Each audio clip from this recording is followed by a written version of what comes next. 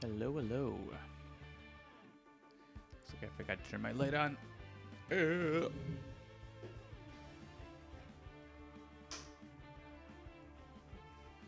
that better? Need my head to be the shiniest.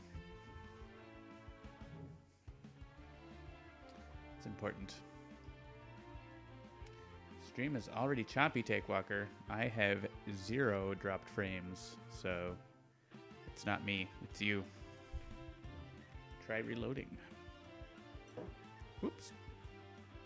Water did not get dropped. That's good. Neither did the beer. Back to the pumpkin ale tonight. So, welcome to Handelabra Live. It's Tuesday. It is 8 Atlantic time. I'm John, aka Migrant P, lead developer at Handelabra, and I am going to be playing some Sentinels because we are a week away from the anniversary event. 6th anniversary of Sentinels Digital is very exciting. And yeah, we are going to be releasing an update with new challenge modes, new achievements, and what else? More things. Lots of bug fixes. Lots of things.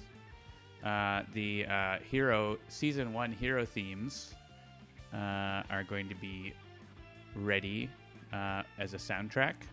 Is the plan for that? So there's going to be a listening party and stuff. There's going to be a special stream. We're going to be talking about what's been going on with Sentinels and what's coming up, what's happening, for the future of Sentinels Digital. Is it a dead game? Is the game dead? I don't know. We'll have to find out next week. Tonight is the last challenge preview. Misinformation. Challenged masked intentions. The first time a player discards a card each turn, each villain target regains 1 hit point. At the end of Misinformation's turn, play the top card of the villain deck belonging to the villain character card in play with the highest HP. So that is what we're playing. And if anyone has any requests for any other villains or heroes or environment, feel free to throw them in the chat. I just press random with Misinformation at the front, so we can do that. Probably going to play this game here and then maybe an OblivAeon game, because I like playing OblivAeon. As always, Handelabra Games believes in civil rights for everyone, Black Lives Matter, trans rights, and in voting. If that is a thing you are able to do, please do that. We are happy to have everyone here in our chat and in our community, and anyone who is not for that is welcome to leave. Yes. All right. We've got lots of evil here. Yes. But also lots of good. So I don't see any suggestions, so it's just going to be this setup. Let's go. We got challenge mode on all of the villains. Greazer's a little more in touch with his hair. Fright Train wants to take all the damage.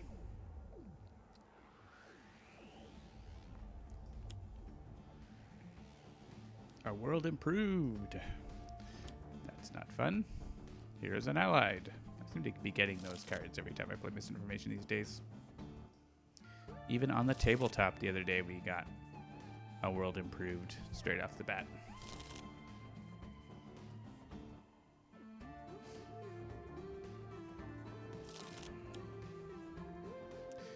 Heroes cannot use powers. Interesting. So with the way the ordering works, this will actually get destroyed before this. So we can get a card play from Twisted Reality after skipping our turn. And Heroes and Allied, it makes us redirect the damage. From Heroes, it gets destroyed then, though. But this is all going to end up getting redirected to Fright Train because of his challenge rule. As long as Fright Train's a target, redirect all hero damage to Fright Train. Greazer Says the Impeccable Pompadour is no longer indestructible. At the end of Greazer's turn, if the Pompadour is not in play, shuffle Greazer's trash into his deck and play the top card of Greazer's deck and increase. He gets a damage boost for his paycheck. That's only one way this time. All right, so we are putting a card from the top to the bottom of our deck. Don't know if we worry too much about that with this setup.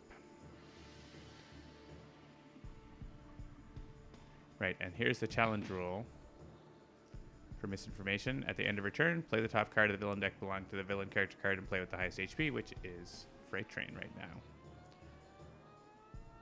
So Fright Train, if I discard a card, if I don't discard a card, he will deal me more damage. I'm going to be drawing 2 cards, so I think I'm okay to discard a card, which will heal them, but they're already at full. So to get rid of World Improved, I'm probably going to skip. I could use Mental Divergence, but I actually can't use powers, so that won't work. So I think we need to skip here. We'll just skip because we have to skip the second. World Improved destroyed, and now we can play a card. Keeping in mind that at the start of Misinformation's turn, she will destroy a hero ongoing. How would you use Mental Divergence exactly? Hopefully by playing Field Freeze, but I don't have it in my hand, so I'm not doing that, I guess. I can certainly play some cards, I think, though. Can try to overwhelm her ongoing destruction.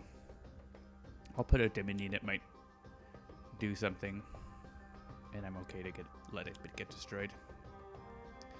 The Hip Displacer goes to Haka's play area. I suppose my armor would have done something too.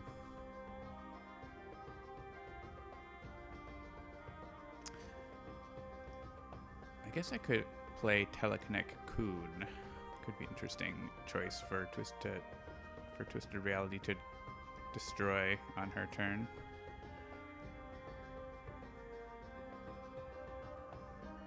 This is going to play the top card of Misinformation's deck. So let's just use that up. We'll say choose Misinformation. Here's an Allied can go first. But then it ends up going to Fright Train anyways, and that still uses up Here's an Allied because we get to use the redirect. And that wants equipment. So if we avoid playing equipment, that will basically just go away. If no equipment cards are destroyed this way, destroy this card. And right now we don't have equipment, so I'm thinking of Cocoon. I guess Twist the Ether is pretty good too. Especially on, say, Absolute Zero.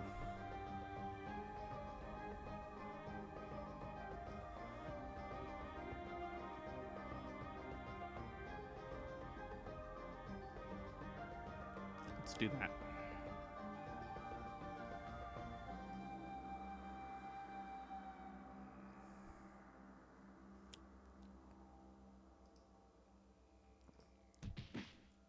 Discard your hand unless each player discards 1 card now.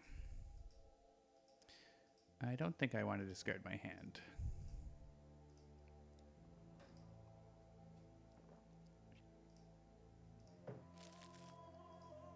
And challenge Misinformation heals Fright Train a little bit. But it's only the first. And I'm going to discard Focused Apertures because I'm going to be able to get it back due to Misinformation's card. It's move any card from their trash to your hand. So, but this modular realignment lets me get Focused Apertures as well. So I'm happy to discard equipment. Sub-Zero Atmosphere is a little dangerous because there are end of turn card plays here. So I'm not planning to play that.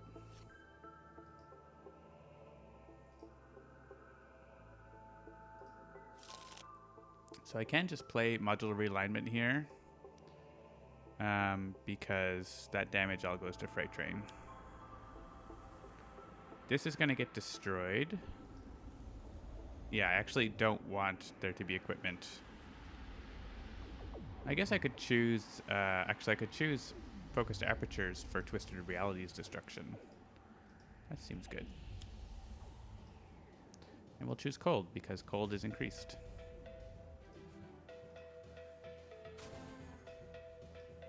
Yeah, it's still cold.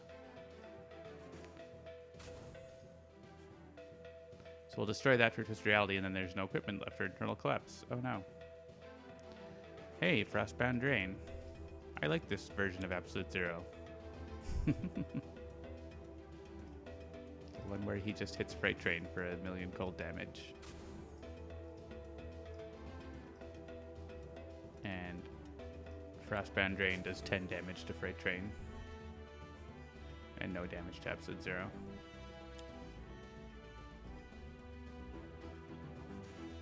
Reduce all damage dealt by 1. Boring.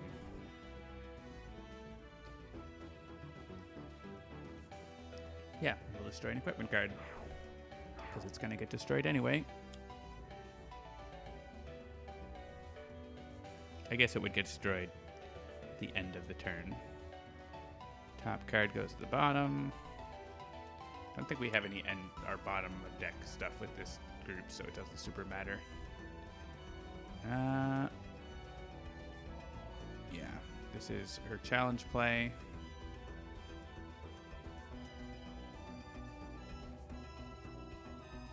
Let's put Absolute Zero.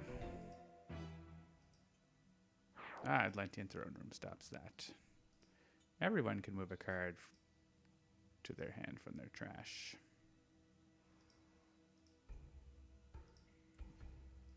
Oh yeah, I have Modular Reliance still in my hand, right? Yeah, so I can grab the onboard module installation. Though actually Frostbound Drain is really good here.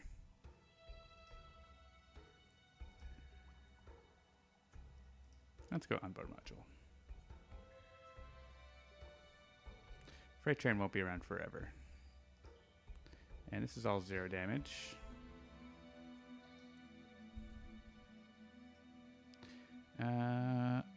Teha, I guess. Alright, she hits us for like 1 damage due to the throne room. I can destroy that card. And this is going to Fright Train. Blood Mage, Lifeline, and Challenge Fright Train, yeah. Our Nightmist as well, right? Any self-damage just like goes to Fright Train. Then you need like, we could get Fixed Point coming out and Fright Train becoming indestructible and taking a lot of damage. We're going to get rid of that card because I don't like it.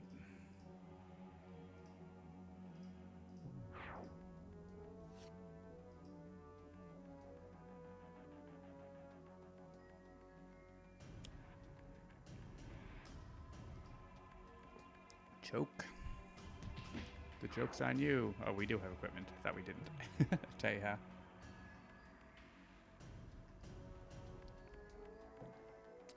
Throne Room blocks the hip display, so we don't actually have environment destruction on this team. The Visionary can actually destroy environment cards. And Haka can't. He can like redirect damage. We can destroy it on its own effect though, right? So... and basically, if no one draws a card, we destroy it.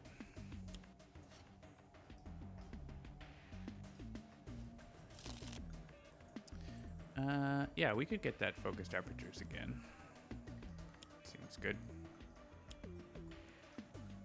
Yeah, that's definitely cold damage.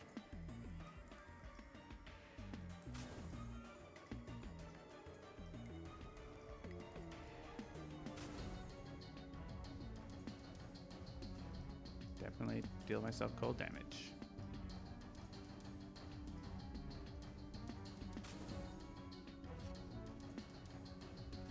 Yeah, I kind of don't want the -1.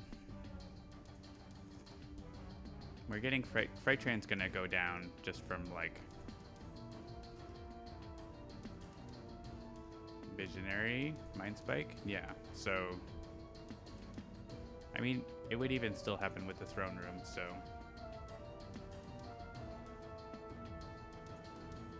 I don't know if we want the card draw or if we want to get rid of that.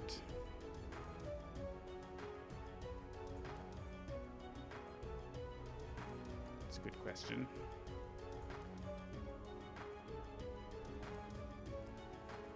I think it's helping us more than it's hurting us, especially with Absolute Zero starting to get set up. Those things are going to hit him, but not that much. Yeah, let's get rid of it. Skip. Haka draws a card.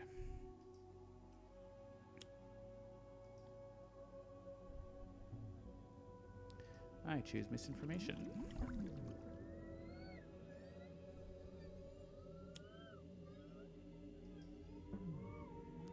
Oh no, she's hitting all of us. Discard a card or destroy an ongoing card.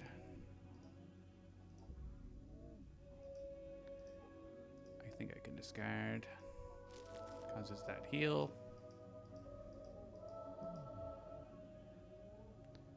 Visionary probably is going to discard. Yeah, I don't really need Telekinetic Cocoon.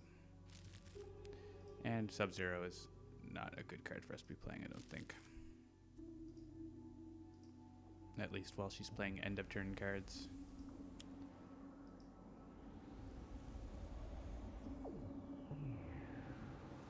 Rahazar has entered the room on Greazer.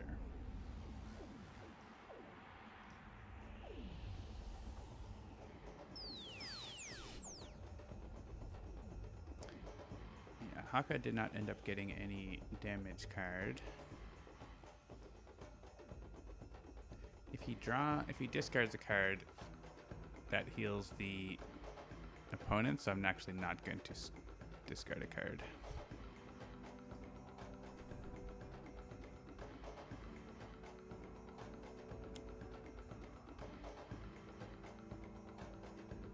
Oh, I wish this had Absolute Zero as an option.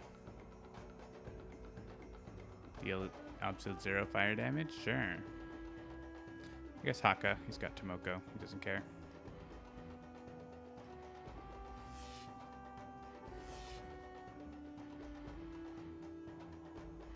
All right. Finish off Freight Train.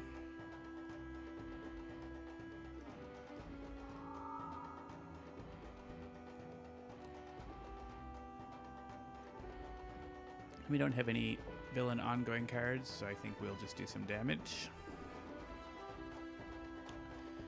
Can't take out any of these. I think I'll just work on misinformation probably. She doesn't have that many hit points. Yeah, poor Freight Train. Hey, if I could deal myself the right type of damage, that would be nice, but I guess technically I should have chosen fire for Coolant Blast. I don't have Coolant Blast, so it doesn't matter at all. This can be a choose for me because it's fine. Let's grab Isothermic to begin with. That's fire. And that's cold. Seems good to me. Ooh, Field Freeze.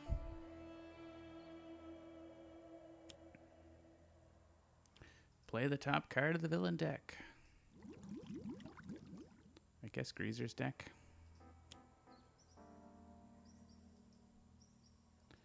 Greazer does a punch.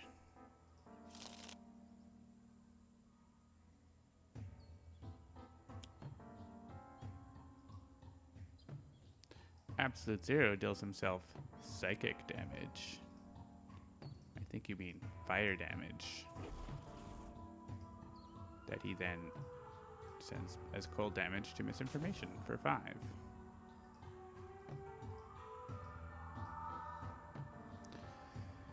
She gets a card back. Hey, look. It's... John puts more special strings on cards. Internal collapse should say what equipment cards are in play. I think that would be useful.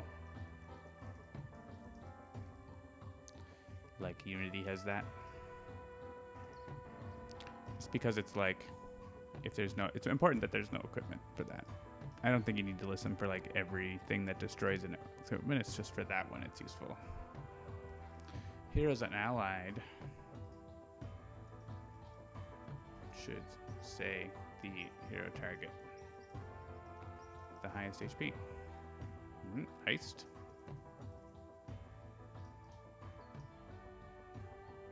Altered Fate should say the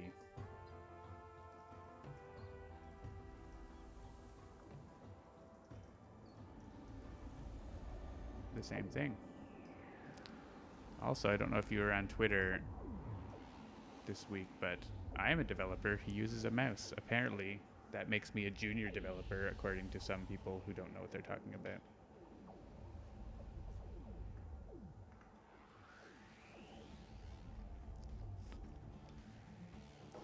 Weird that using something to make your workflow better makes some people think you're a junior developer.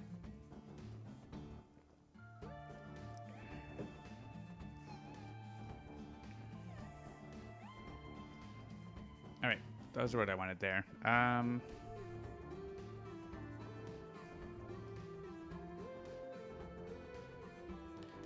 Twisted Reality, yeah, is not probably what I want. 2 card plays is nice, though. Good for Haka. Okay for Visionary. Okay for Episode 0.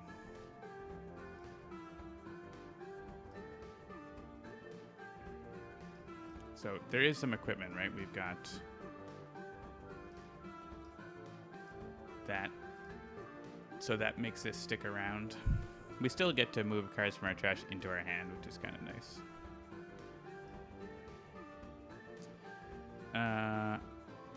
I mean, this is going to go away by itself pretty soon with the damage that it deals.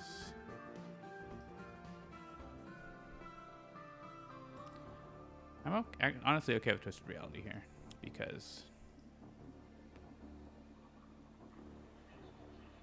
it lets us play more cards, and we have lots of cards. I guess I could have chosen the other one and then made her immune to damage. That would have been funny. I think Haka's probably okay to have that in play. There aren't... Yeah, I think that's okay. Actually, with Tomoko, it's pretty good. Especially if, like, Shopping Trip comes out. There's no one takes damage from Shopping Trip.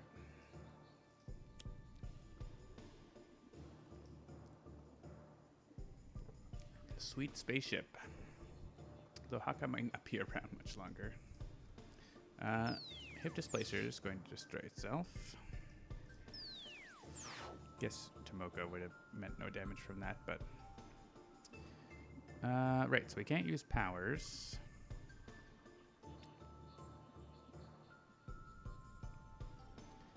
Do this and draw cards and maybe get something else one-shot wise to play.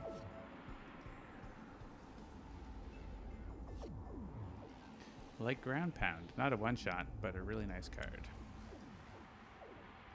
This heals them, but I'm happy to do it.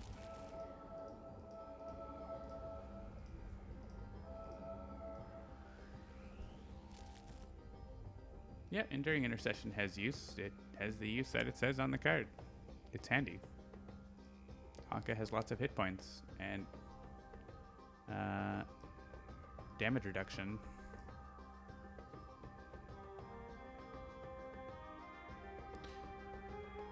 All right, we're gonna Psychic Maelstrom, I think, right? And then we can suggest at the end of our turn, but we might draw something else we want it to use instead. I think we can just choose for me on this one. We get a reaction. Oh, but ground pound stops it. I could play demoralization or suggestion. I guess we could suggest misinformation, but she's probably going to get destroyed by absolute zero here. I guess he might not be because he can't actually do anything on his turn, can he?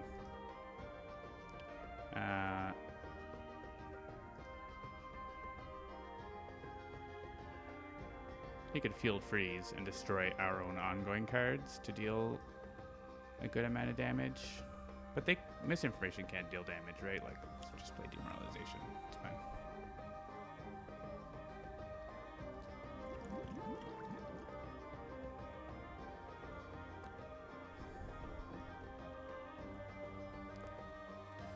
Okay.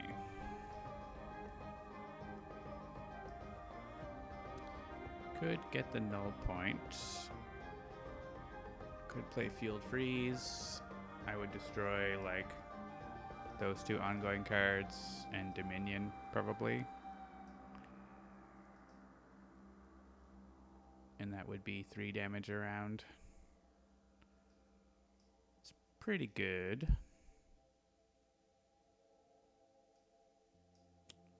Let's do that. Oh, there's a villain ongoing card as well. That's fine.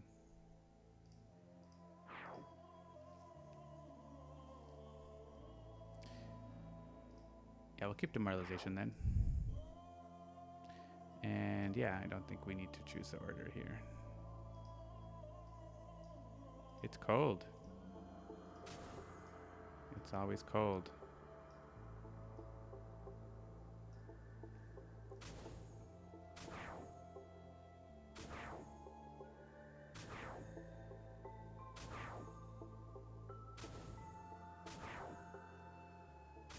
Yeah, especially with that +2 damage.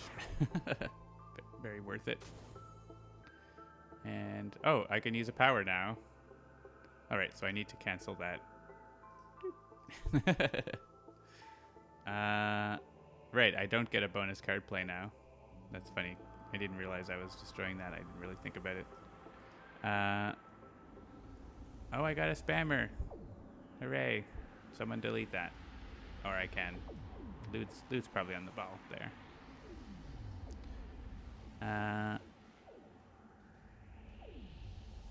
Yeah, ban. Nice. So I could destroy the main computer room or misinformation here. It's interesting. But not both. Greazer's probably not going to play anything that bad. This is interesting because I actually don't want to increase it. I don't need to increase it, but if I reduce it, then it doesn't work. So I have to increase it.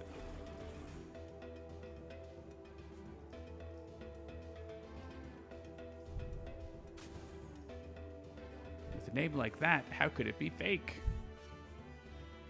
Yeah, also don't post the URL. Can,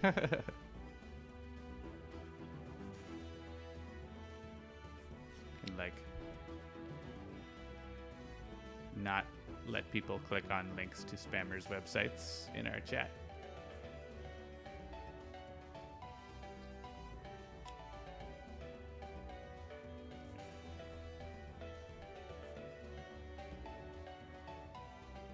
Bullied. I know you didn't mean to do that, Sigil Runner, so it's okay.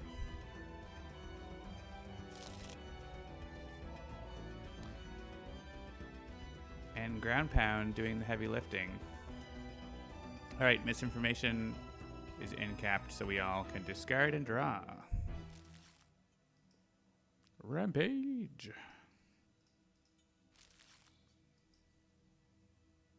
And now we just need to blow up Greazer.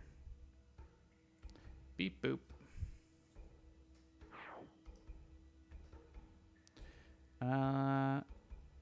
I guess it's just, yeah, damage Greazer now.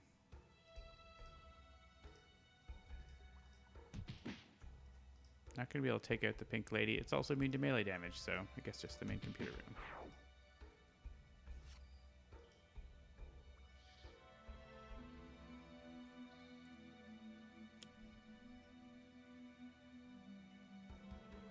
Electra.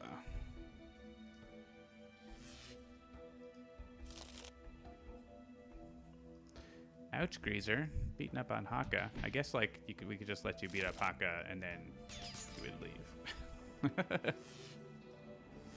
It's pretty close. That was a bad turn for Haka. Here, become demoralized. Absolute Zero will probably do enough damage shortly to end the game.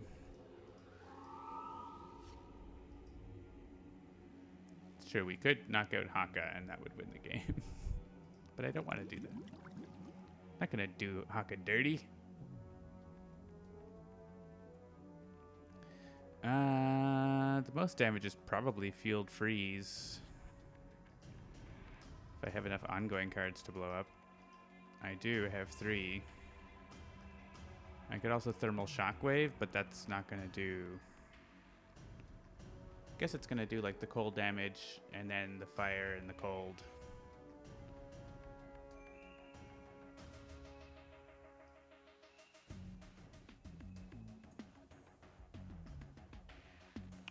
It's probably similar. Just do damage later.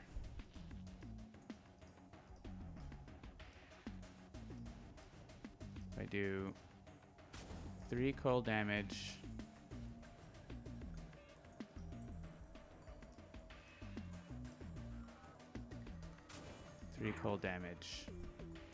stop. Deal myself 7 fire damage. The pudding is just right.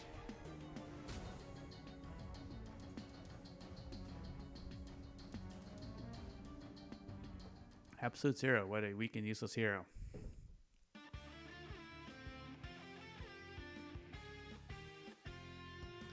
All right. That's the warm-up game. So, challenge villains, challenge Trickster Kismet, and challenge OblivAeon are coming. I got Slack messages. Was Jeremy supposed to be here? I don't think so.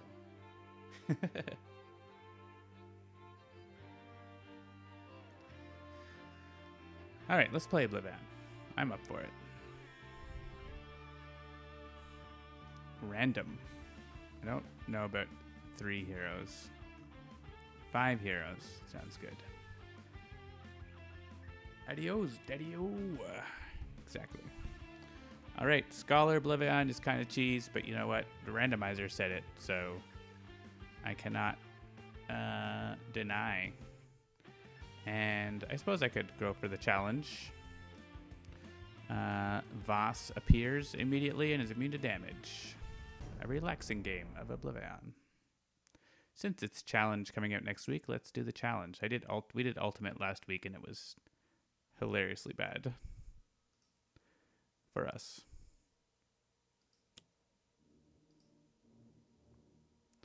All right, the source of foes. The source of my angst and despair. Though in advanced, this is what was on advanced, and it was actually slightly, I mean, in theory easier because he plays more Aeon Men all the time. In practice, all the advanced rules make it a lot harder. But you can potentially get a pretty quick shield flip. Not quite as easy when it's Aeon Master on regular.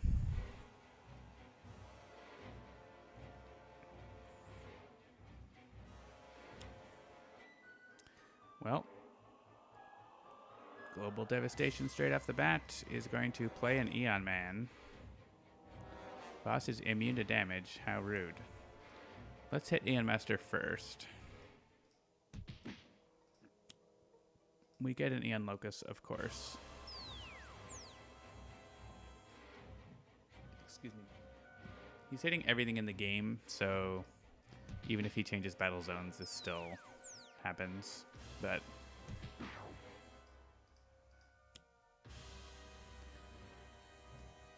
he is going to send us to the other battle zone.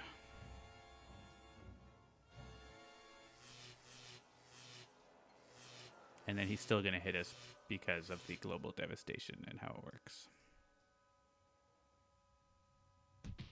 That's okay. We didn't need our, first 25 hit points. It's okay.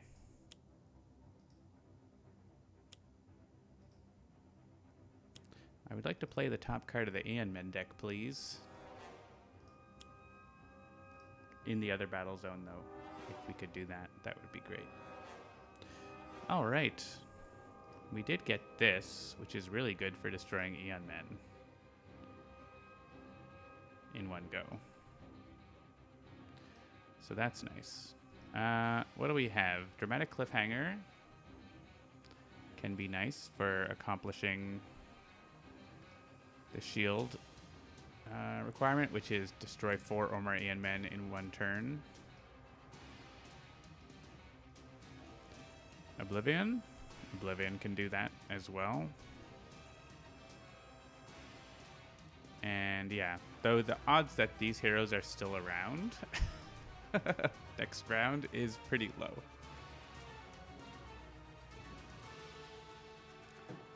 So we're gonna try to actually get a reward here that can help us, like summon the Colosseum. We need 5 tokens on the card, so I think we just stay in this battle zone and try to get that flipped. The Harpy, unfortunately, is not good at doing more than 1 damage at a time. Stuntman also is not able to do that. I guess he can steal the scene. He can get a token with that. Okay. Primal Charge. Threatening Stomp gets us a token. So Threatening Stomp and then Primal Charge gets us 2 tokens. So that's 3. Scouring Mists might be a token. So it's 3.5. Scholar doesn't get a token. Well, yeah, he doesn't even get to draw a card. So like 3.5 tokens plus destroying the Aeon Men tokens. There's 3 Aeon Men. We should be able to destroy them all. So we should get the 5 tokens. And we might also... Does that count for destroy a target? Yeah, so this actually... It counts for destroying Dark Mind as well. I think we can get that, and probably the Harpy will die. But then we'll have it for getting the shield flipped in a later round. Is likely what's going to happen here, so... And I think we need to stay in this battle zone so we have enough targets.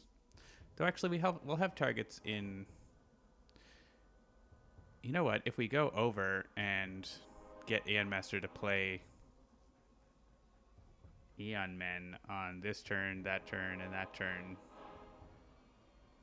OblivAeon could flip the shield.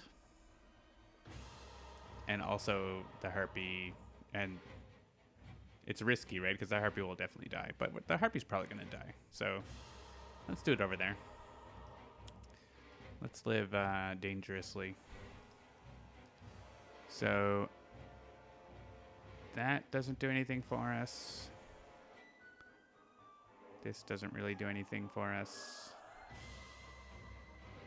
Neither does... None of these things do anything for us. We have to hit Aeon Master. That's basically what we need to do on our turn. And we can do that with our power. I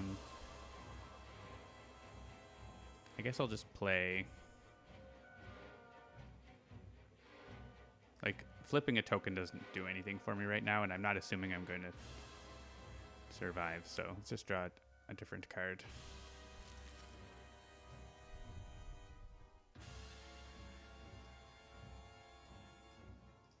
Make a new Aeon Man. We need 4 for Nightmist's turn, and hopefully they're all Aeon Thralls and we could blow them up. That would be cool.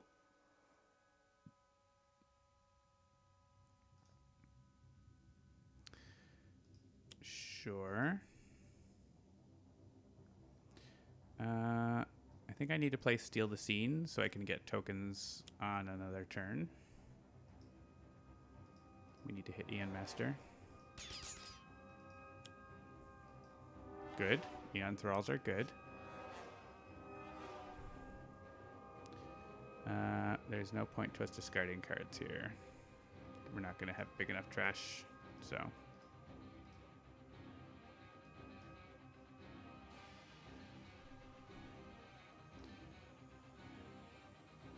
Great Fortune. That could be good. Yeah, destroy, steal the scene. We'll hit Aeon Master. Good. We'll damage that Aeon Locus.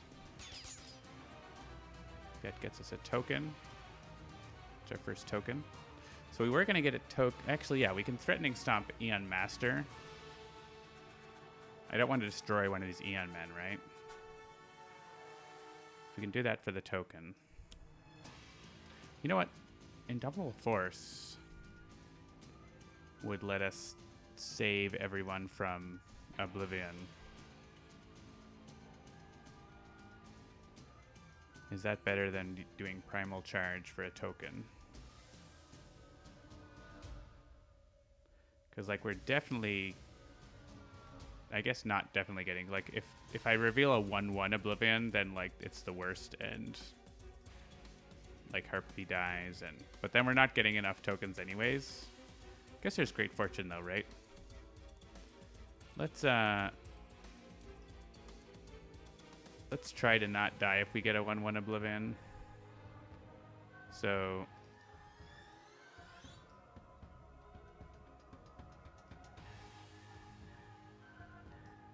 Then, in that case, we want Resilient Hide.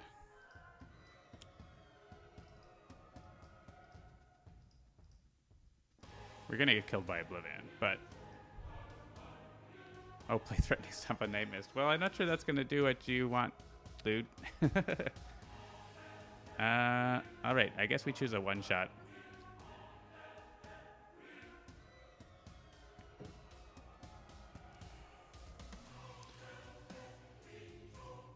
Threatening Stomp. And it's an ongoing limited. Womp womp. Should have chosen Rhinoceros, I guess. Yeah, let's move. Let's take on whatever objective and play Oblivion. Here goes. 2 and 3. Okay. I don't think yeah, that doesn't even hurt the Naturalist. That doesn't even hurt any of the heroes. And it does kill all the Aeon Men. So we're doing it. We actually get a new Aeon Man. And he's going to die as well. Because, yeah, this is all going, because of Resilient Hide, it's all going to 0. We are going to get 2 tokens in the battle zone, but we can't avoid that.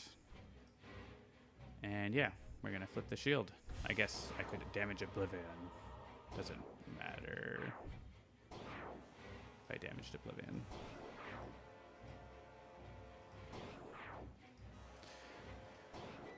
Alright, we have our favorite counteraction aura. After any hero uses a power, move them to their battle zone and play the top card of the Aeon Men deck there. Oh, actually, we can avoid the devastation token over here by having Nightmist leave. But honestly, Nightmist is just going to get, like, killed by Dark Mind and Boss and all the Aeon Men, probably, right? Like, Scholar can play Expect the Worst.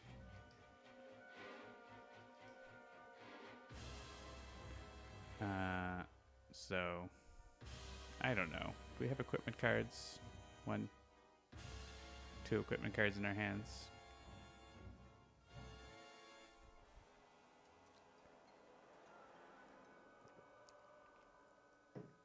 I don't know. Counteraction aura. Also, we would have achieved that reward, right? Yeah, we totally did. That's actually pretty good for... I mean, basically, we need to kill Aeon Master to get the shield gone because he always plays Aeon Men. So it's really hard to accomplish this with Aeon Master still in the game. So we need to focus damage on Aeon Master.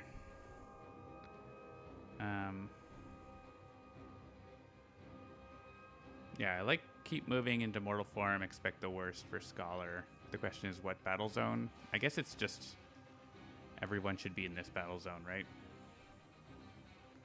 So I don't want to use a power because that's going to both add an Aeon Man and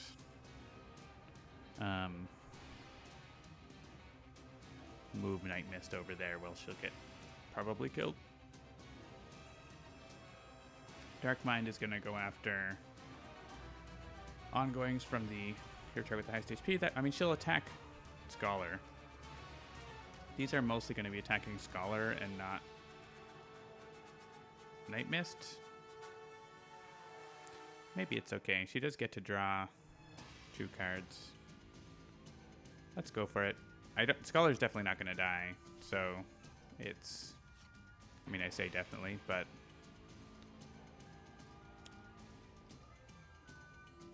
These are all going after the highest HP. Alright, I now have more equipments, but not enough. Oh, and Scholar can actually leave and come back. There's not really any... I guess I may as well, so I get a token on that.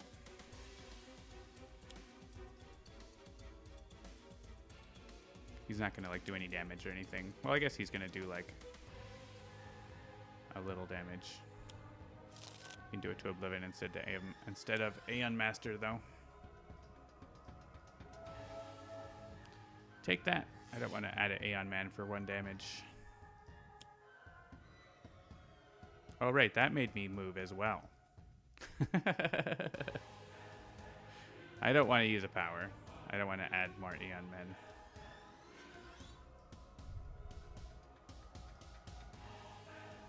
I continue to forget about that effect. Even when I've just been talking about it. Toxic Seaweed. Would someone like to discard their hand?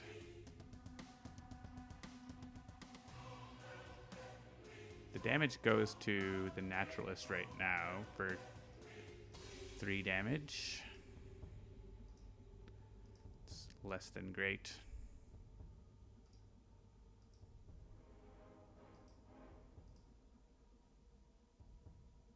I don't have any environment destruction. It might just get destroyed by a villain.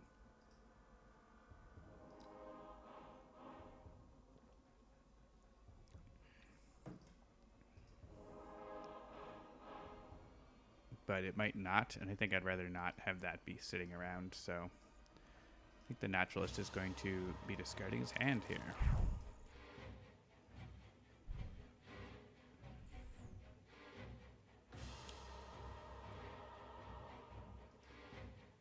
Man, going after the lowest, how rude.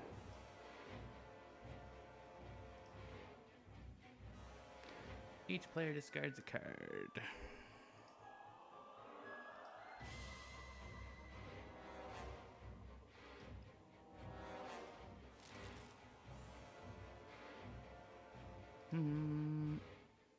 Yeah, unfortunately the thing looking for equipment discards is in the other battle zone.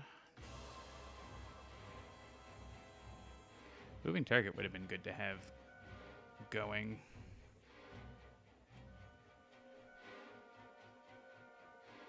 I'm going to discard it though.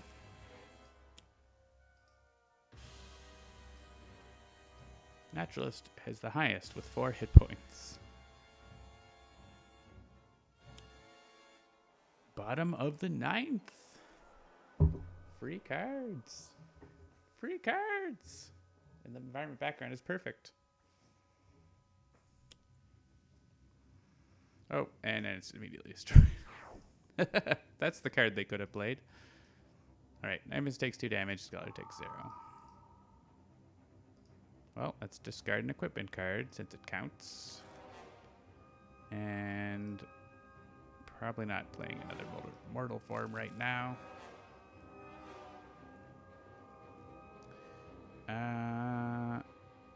Right. Discarding not an ongoing. yeah, basically she's going to steal ongoings. Scholar's going to be targeted for that, but he won't take damage. I think we might get equipment cards discarded, right, for Nightmist, so... Well, we didn't, but... Mist Farm.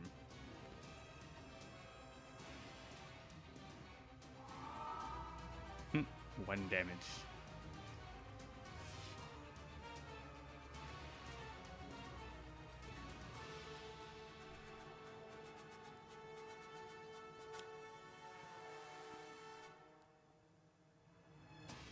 Alright, OblivAeon deals each target. So, I suppose Aeon Master is going to get hit, so see what happens.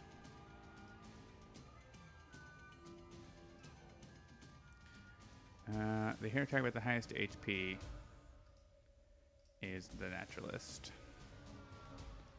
So I'll take out the Thrall.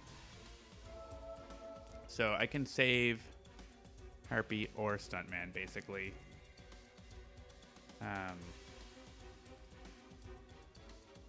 Actually, I can't save Stuntman, because if Naturalist gets killed here, then the Aeon Warrior goes after the highest, which is Stuntman.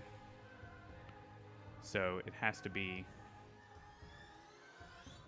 Well, I mean, it depends on how many... I could have everyone die, basically.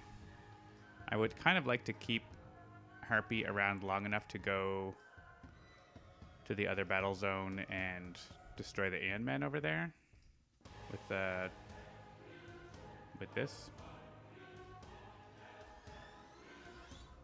And then she can, like, put it on someone else's deck who's not gone. So that's what we're going to do. We're going to save Harpy from this damage. We're going to have that go to Stuntman. And then Harpy's still around. Adds a few more tokens, but all these Aeon Men, well, not all of them, but many of them I'll be able to destroy with the Bloodsworn. Actually, all of them? There's 7? 6 or 7? I'm not sure. I think we'll just keep going full random here.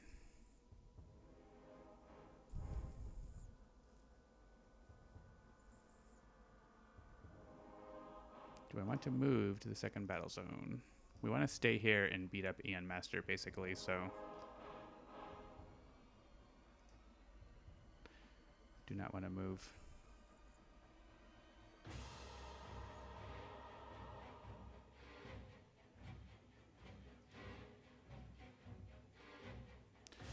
But Harpy is going to move and blow up all those Aeon Men, I think, because she can't really do a lot of... I guess she can do like a little bit of damage here. But she can also take out Dark Mind, so...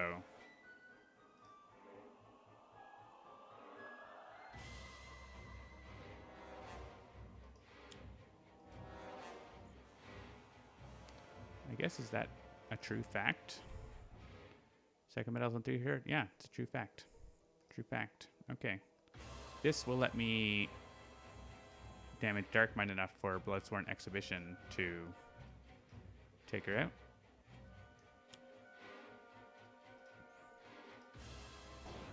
Even a Nemesis. We do get a new Scion, but hey, we get Mist Form. Empyrean, sure.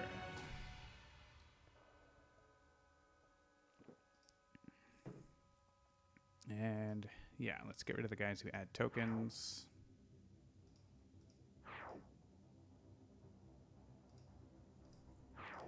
And the guy who does more damage. And then just whoever else is around. And probably we'll give it to someone who isn't going to be in-capped in a second.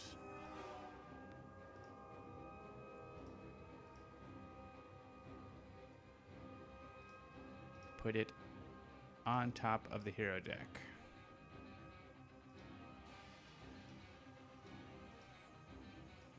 So Tachyon could draw it right away, I suppose. I don't think anyone would want to play it right away necessarily. I don't think we're going to be doing enough. I guess I was thinking if we'd like do enough damage to Ian Master to kill him this round, but it seems unlikely. Guess we could Mistbound OblivAeon. That might be a good call. Let's give it to Tachyon. She might be able to use it next round or something. Sure. Play cards. Can't play hero cards. Amazing. That's just what we want. I guess Scholar and Tachyon can't take damage. Harpy would take 1 damage if we hit Empyreon here. Seems an okay trade. I'm not giving Harpy any odds of surviving much longer, so... no. Does any of this let me destroy an environment card?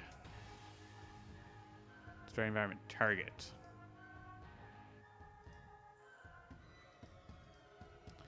I don't like this at all. I guess maybe I don't want to stay in this battle zone if it's leaking room and we can't get rid of it. Yeah, I think we go to the second battle zone. I don't even know what the other environment card was. Destroy conflict, blah, blah, blah. Yeah, fine.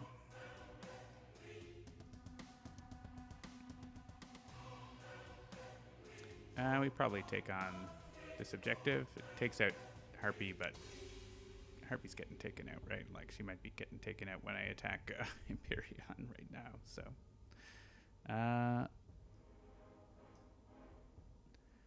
Yeah. Do I want the lightning reflexes is the question. I could get Research Grant, which is pretty good at this point, so.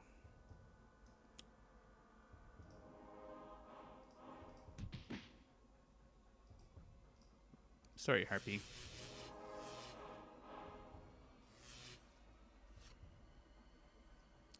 And yeah, Research Grant is a good thing. Fleet of Foot, Hypersonic Assault. Look at that. Beautiful cards.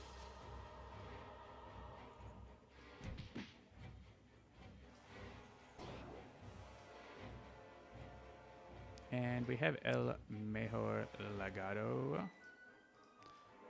I like playing random OblivAeon, so it is challenge. Maybe later we'll make some choices if it matters, but for now, random. And I guess Fnatic could go to the first battle zone, like literally just to get beat up and save a token. She likes getting beat up, right? Though there could be a reward pop up that's like based on the number of heroes. So, like form the Mecha Knight or something, which would be nice. Yeah, we'll just stay in the second battle zone. I think that it's worth the chance of that happening. Blah, blah, blah. Take this or use an in cap. I think we take it.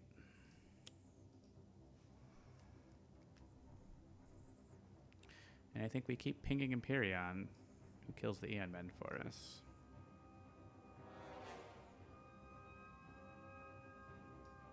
And gets hit by the Red Menace instead of us. And he also, like, kills our rewards for us. Like, he's a good friend.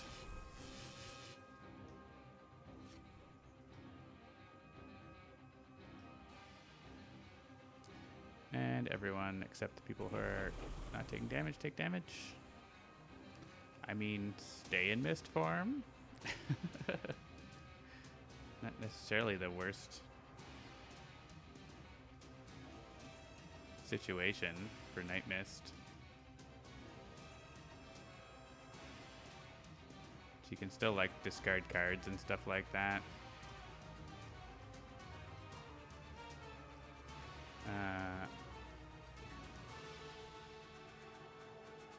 She could actually go over to the other battle zone and be immune to damage and not get a token, right? She might get like in-capped by OblivAeon or something, but we can trade this. Don't destroy Mist Form.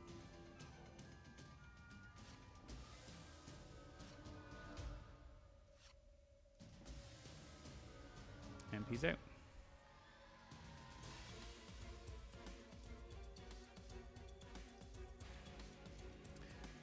Great Contraption is good. We have a little more equipment on the field now. Like literally one in a hand right now. Well, there's more in the other battle zone now, but it's kind of hard to get. Is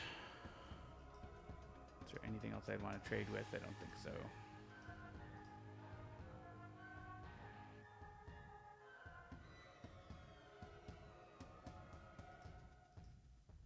Can we get this right away? This is just, this one works with it, so we can add that to Fnatic, and then, yeah. So we're not gonna, we'll leave it on there, and we'll get both of them maybe.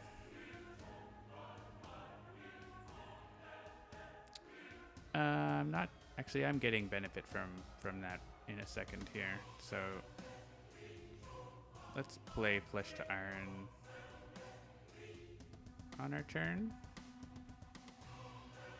And then not have any cards, so be it. Empyrean. Empyrean get hit by the Red Menace. Kill all the Aeon Men. Empyrean's having a bad day.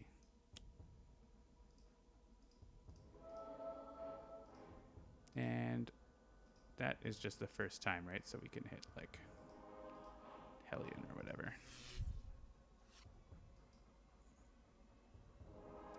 And no one's going to discard here because we're going to double count discarding when we get the other card. There, Leaking Room, go away. Wow. Play more cards, except Nightmist can't play cards. This is gross. I don't like this. I guess OblivAeon first. Fine. Oh no. Here he comes. Alright, hit Empyrean. Then Red Menace is gonna hit Empyrean. Empyrean flips. And takes the 7 damage.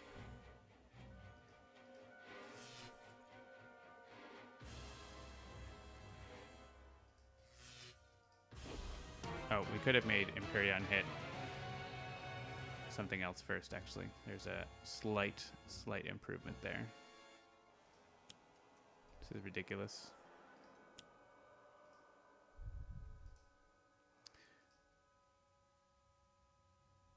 So we choose Empyrean. We hit Hellion. Because as soon as Empyrean flips, he stops dealing damage. And we don't want to hit anything else, but can hit OblivAeon, sure. We've damaged OblivAeon.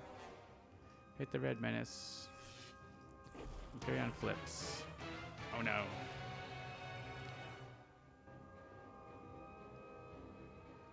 He takes 7 more damage.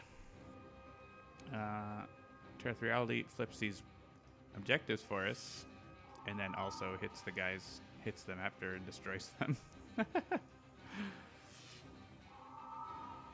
Seraph survives? Yeah. Hey, Jeremy's here. More OblivAeon. Well, we got a card out of every man. That was it. And that's just hitting everyone. Scholar is surviving with 1 hit point.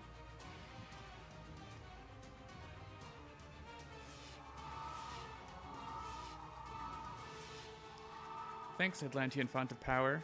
Very helpful. Oh, great. And then Wave of Oppression destroys it, so we could have not had that OblivAeon card play. Whoops. Whoops. I guess it's Mist of Time. It has a 4 on it. Well, Scouring Mists. Yeah, Scouring Mists. Guess I should have looked at the decks and decided what to play first, I guess. Scion deck, maybe, was a better choice. Our whole plan to hit Aeon Master hasn't been working.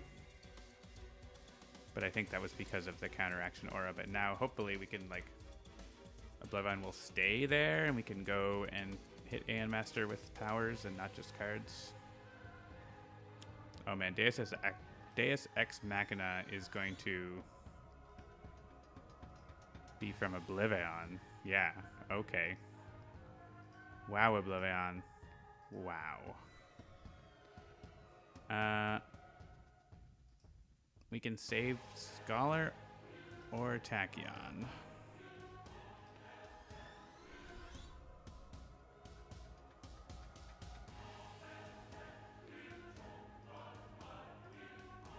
Wow. Scholars, I'd rather save Tachyon, I think, at this point. She's got a good hand. Scholar's done fine.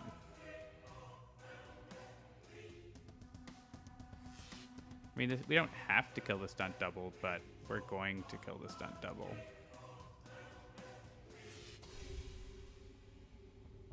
It's right on the card, exactly. And these heroes are probably all killed by OblivAeon on OblivAeon's turn, by the way. Maybe on the Scion turn.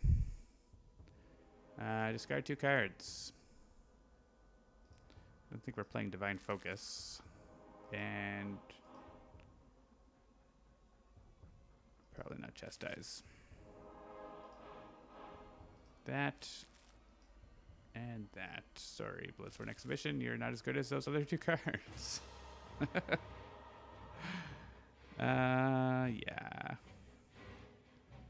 And the thing that we cared about discarding is gone, so whatever. Assault Rifle. I have a shotgun.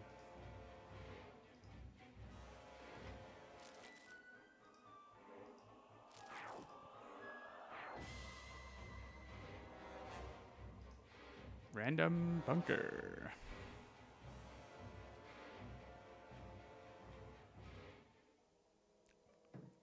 So the thing is, if we go, we could like run to the other battle zone, but then there's tokens added here, and also like OblivAeon is likely to come after us. So we have to stay here and take our lumps, basically.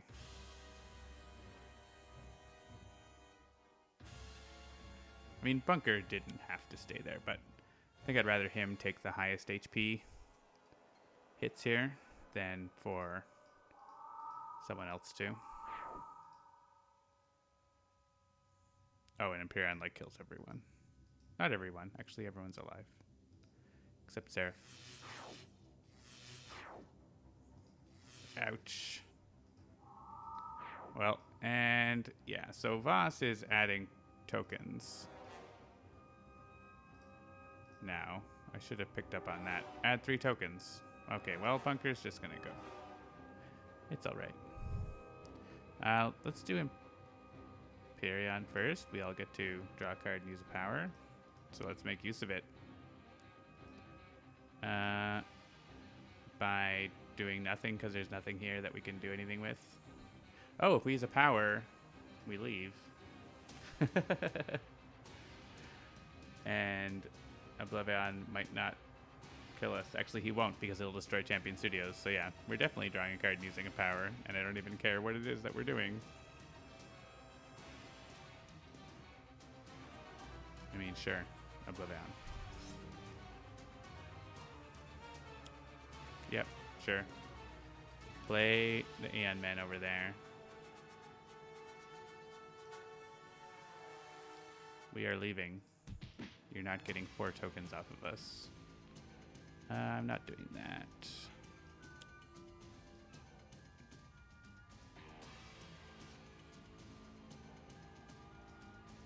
Play a card. I should have kept my assault rifle. Oh. Maybe it should be a flak jacket. In case I have 1 hit point. It's a shotgun. It's a shotgun.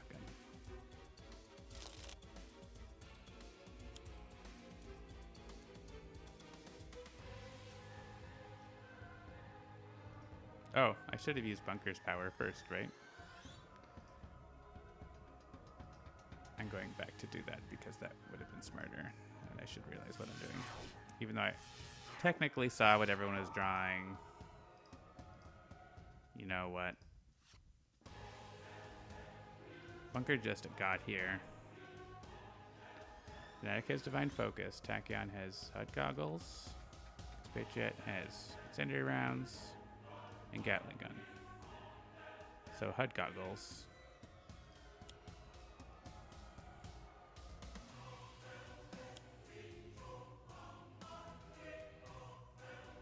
And then the other ones don't matter.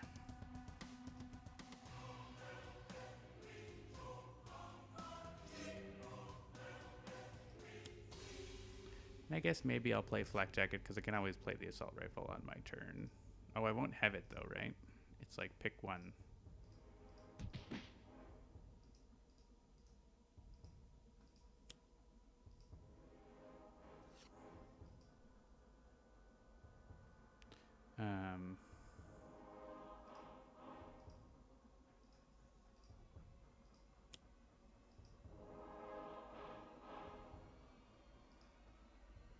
There's a lot of Aeon Man, but OblivAeon's playing a card on his turn, basically. So he could come over. I don't think he comes over and deals damage, right? Well, he can, but it's like 2 and 2, so that doesn't matter. Like this, he deals damage where he is. That, he deals damage everywhere in the game. That, he moves. That is in the same battle zone. That is in the same battle zone. So yeah, he never like moves and does 1 instance of damage. It's like he can never do that from the other battle zone. So Flak Jacket just can't do anything. If he either he does global devastation or he comes over and does multiple damages basically. So unless I've got everything all wrong. But I'm pretty sure. It's Boar. Boar's gonna get whacked by OblivAeon.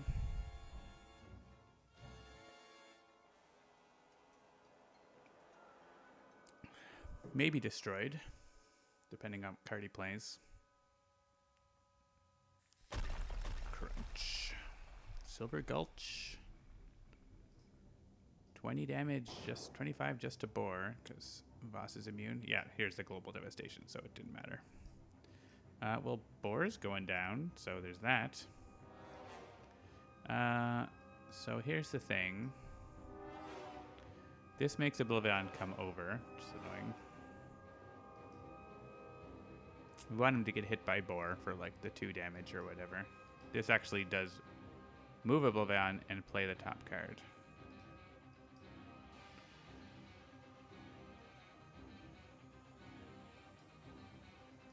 Gross. Who's the highest HP? Nightmist is still in mist form, right? She's okay. I want her to become the highest HP. Well, that involves Bunker dying. Bunker's just gonna die no matter what. So, that's just the case. I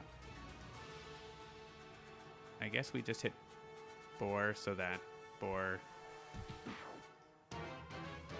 hits OblivAeon for an event that doesn't matter. He sure does kill the Aeon Man. Boar does 4 damage to OblivAeon. Welcome to the game, Boar. Goodbye, Boar.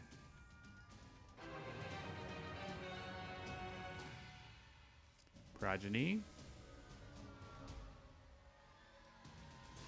can take a whack from OblivAeon. So, yeah, I guess Sure. And Master. 7 and 7 is just killing everything. I think basically like OblivAeon's gonna play some cards, but he's just gonna like kill everything. We'll hit the guys that heal first in case he plays another Scion.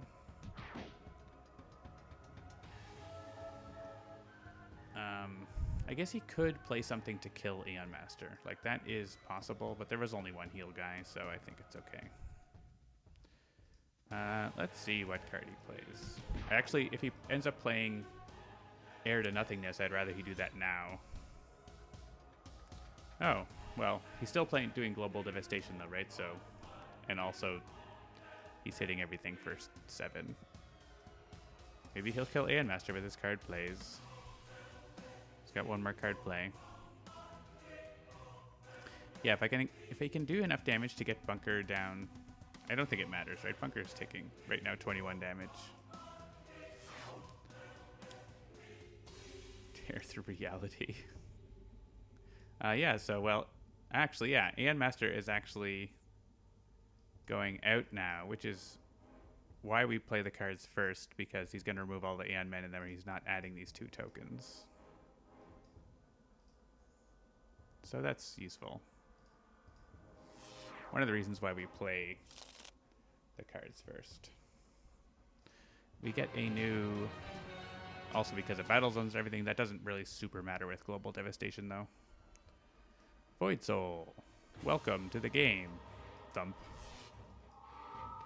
And yeah, now the heroes, except Nightmist. I'm not sure it's really productive to have Nightmist just sitting in mist form, but it's one less token loss, I guess. Yeah, we saved some devastation tokens from the Aeon Men not being blown up. And this finishes. And OblivAeon actually leaves because he didn't hit any heroes with that damage. Global Devastation continues. Void Soul's down to 5. Sure.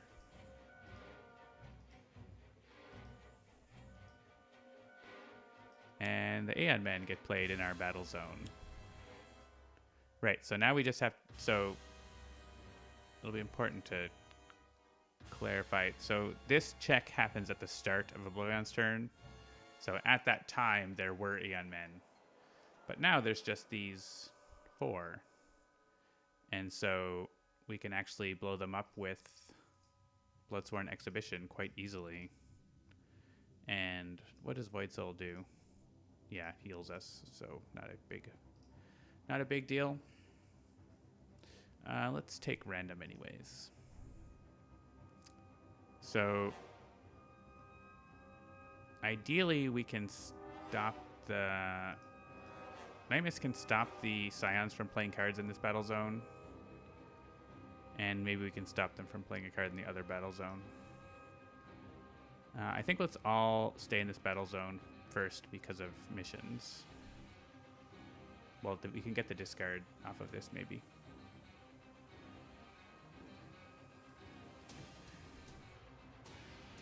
Do I want to pick a hero that can like block card plays? So like Legacy or Parse. Let's take a Legacy.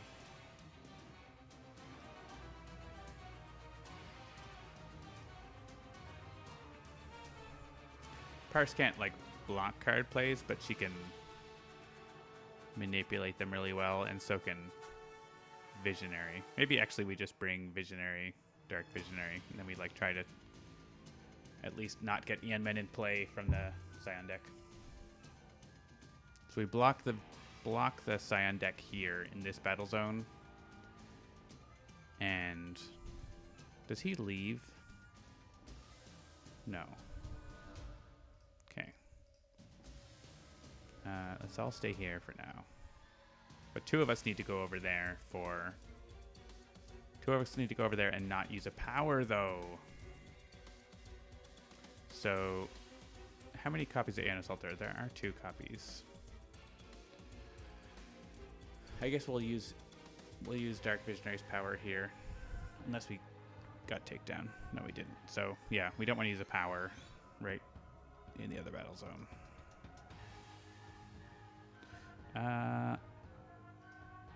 What do we have? El Mejor. We have... Yeah, basically we can all discard cards to get this. And it's the Chronoist, right? It's real good. Oh, no, it's the Atlantic Conduit. It's not real good. It's, like, fine. I don't even have another power, so it's not even that good. And we're getting Bloodsworn Exhibition back to take out all these Aeon Men. Unless we just kill them, like,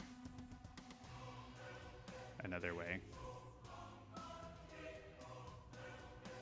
I feel like Bloodsworn seems good.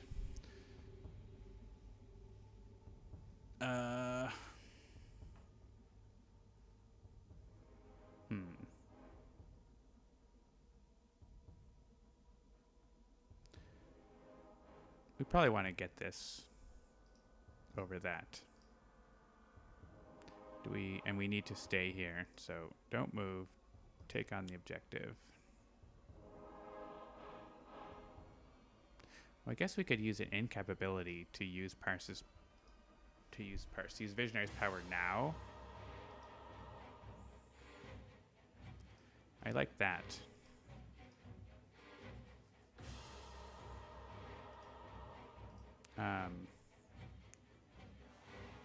Oh yeah, personally, Nightmist is so good because I can misbound the Scion deck and then come back.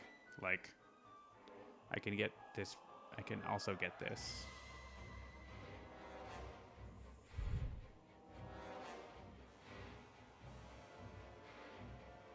But I guess if I misbound the Scion deck, then whatever I put on top is still there in the second Scion turn, right? I'm just thinking about it wrong. It's the same deck. So instead of picking that up, let's use the incapability. Because I really want... It could be 2 copies of Aeon Assault. Or like something that moves OblivAeon in a way we don't want. So let's use the incapability here. Unless there's something about like stacking a deck on one of these that would be actually better.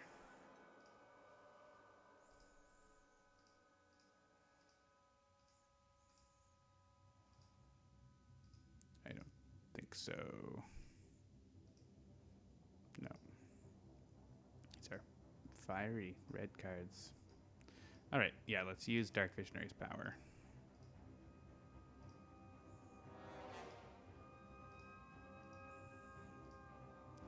The Scion deck. All right, Reality Altered will, when played in the second battle zone, send OblivAeon to the first battle zone, which is not a big deal. Scatter Slaughter is a bunch of damage to some heroes who will have like a good amount of hit points.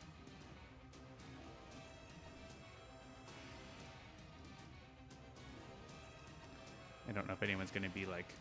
I guess we could like use Next Evolution and make Legacy immune to energy damage,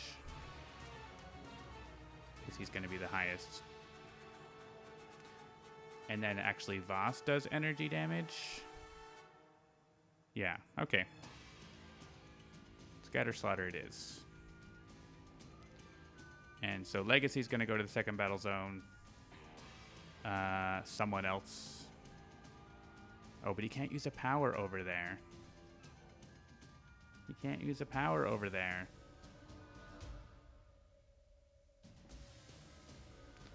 Why you gotta be like that? Dark Visionary doesn't have anything to do now. I wonder if she could blow up the Aeon Man that gets... But he's like, if he uses his power, he has to leave, right? So that's the thing. That's the thing that's complicated. I think I'd rather not have OblivAeon moving around, though. Well, if I'm going to fight OblivAeon, I want him to be over here. in Ruins of Atlantis. Maybe not, but like not where boss is, because boss damages us a lot and progeny damages a lot. Maybe. Maybe it's better in that battle zone. Yeah, so I want him to stay there. So we just Legacy's just gonna have to take his licks, basically. Is what it comes down to. And that's just fine. Unless we can like draw a card in for Visionary, so that's fine. What are we doing here? Like, I don't know what I'm doing here. Making us not be able to heal for some reason. Come on, guys. I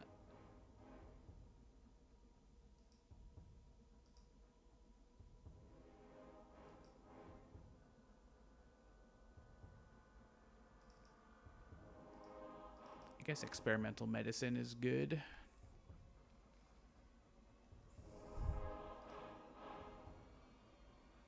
Nothing like critical here.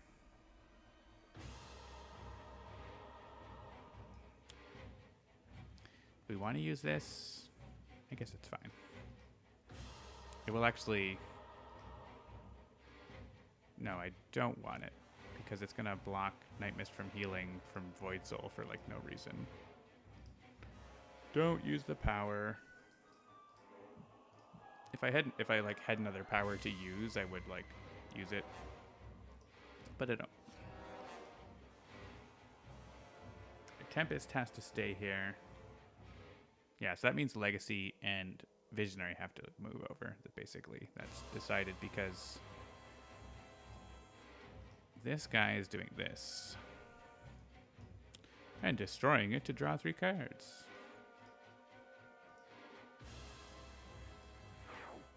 Alright, Aeon Men are actually more important than Void Soul, but we'll take out Void Soul.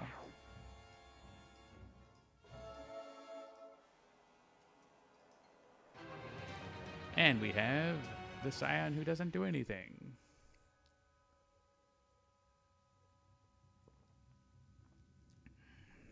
I guess she's gonna like try to kill... No, don't kill Nightmist. Where do we want to put this? Really, no one wants it? Like, I want it to go away and not come back? Probably more. No Aeon Men in either battle zone. I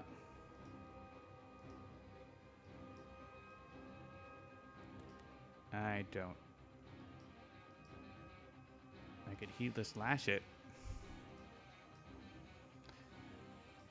I guess. What did Medico get? He can draw it and play something else, so Medico have it.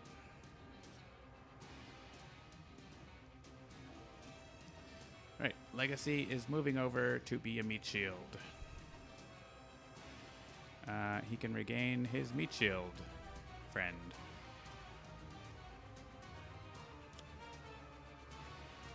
And not use a power. And it's 5 damage to Progeny worth a token. Maybe.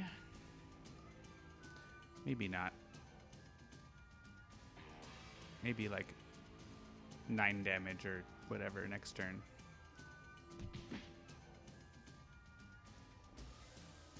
Alright, Nightmist is actually moving over. And skipping. Are we taking that for Visionary? I guess we'll take it for Visionary. And yes, destroy Mist form. Play the Mistbound.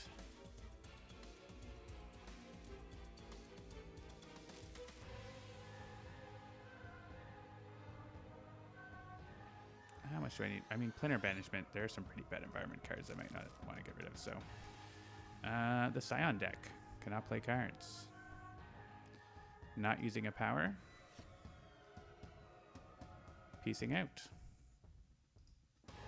Actually, we can move again with Primal Boon. Oh no! Sanction! Oh, Sanction. Why? The sign we can ignore, except she ruined our plan.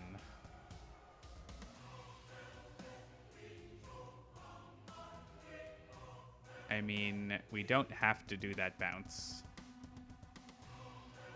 We really don't. So we just did because we wanted to.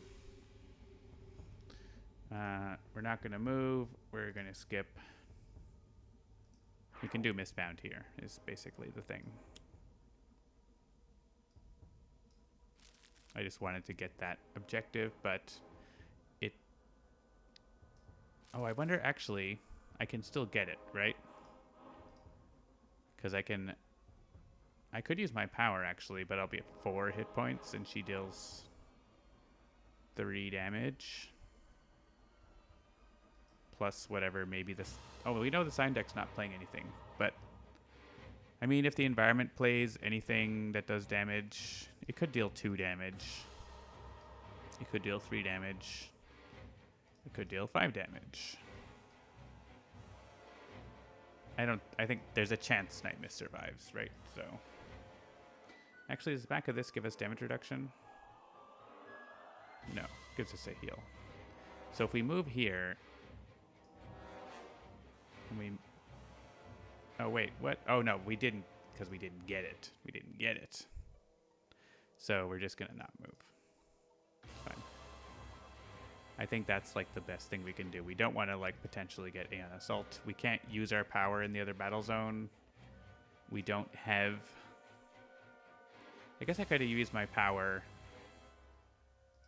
But then who knows? It could be 2 Aeon Assaults, right? Like, I don't want to take that risk. We can take on the objective here if we want, or we could, like, try to reduce damage to Legacy by 1, because he's going to get punched a bunch. Punchy bunch.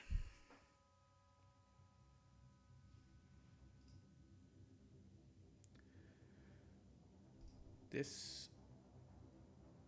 I mean, Visionary's probably going to survive here, because OblivAeon's going to flip and not have a big damage boost anymore. So let's take it on. All we can. Sanction doesn't see it happening. Oh yeah, we have decoy projection too, so... That's going to get targeted by the Scion card. Skip this. Ooh, Risk the Mind. And... We don't need to discard now, because we can, like, probably do this. Like, we're going to all fight OblivAeon together, so... we're probably going to be all in the same battle zone. So I'm just going to skip this, and maybe we'll get some free discards out of it. Not free, but, like, you know, free tokens for things we were discarding otherwise. Like this, except it's in the wrong battle zone.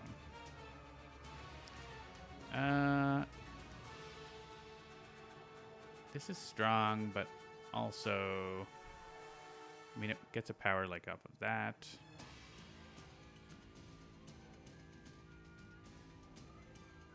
Because I have the boost, right? Yeah.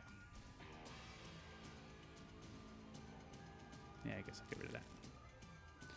Don't need 2 of those, probably. Amulet of the Elder Gods. If she survives, she can definitely play that.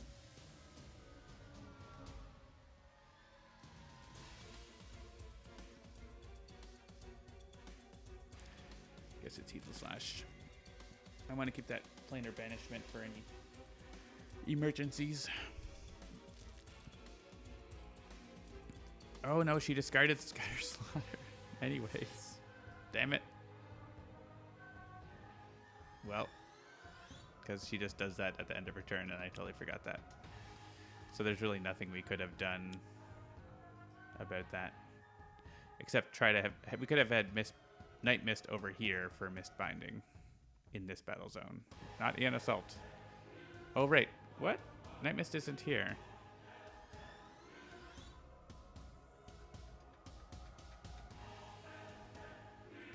Nightmist isn't here. She shouldn't have been able to prevent that from this battle zone, right?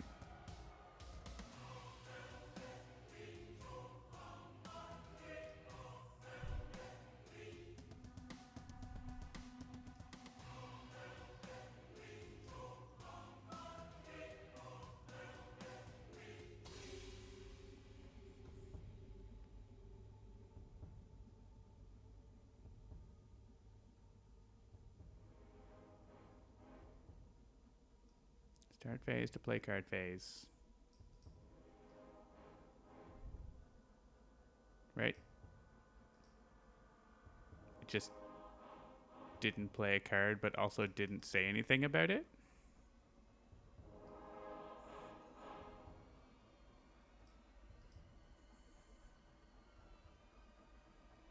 Yep.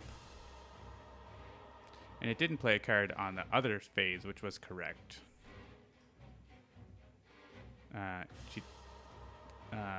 The Scion discarded that card. So yeah, there's a bug.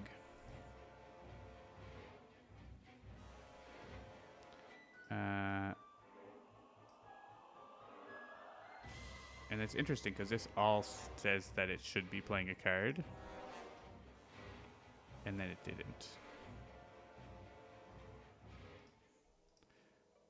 Okay, send a bug. What's that card? Missed something. Missed bound. Missed bound. Blocked a Scion card play from the wrong battle zone. Nightmist went to battle zone 2 and played Mistbound. Then, oh wait, she didn't even, right?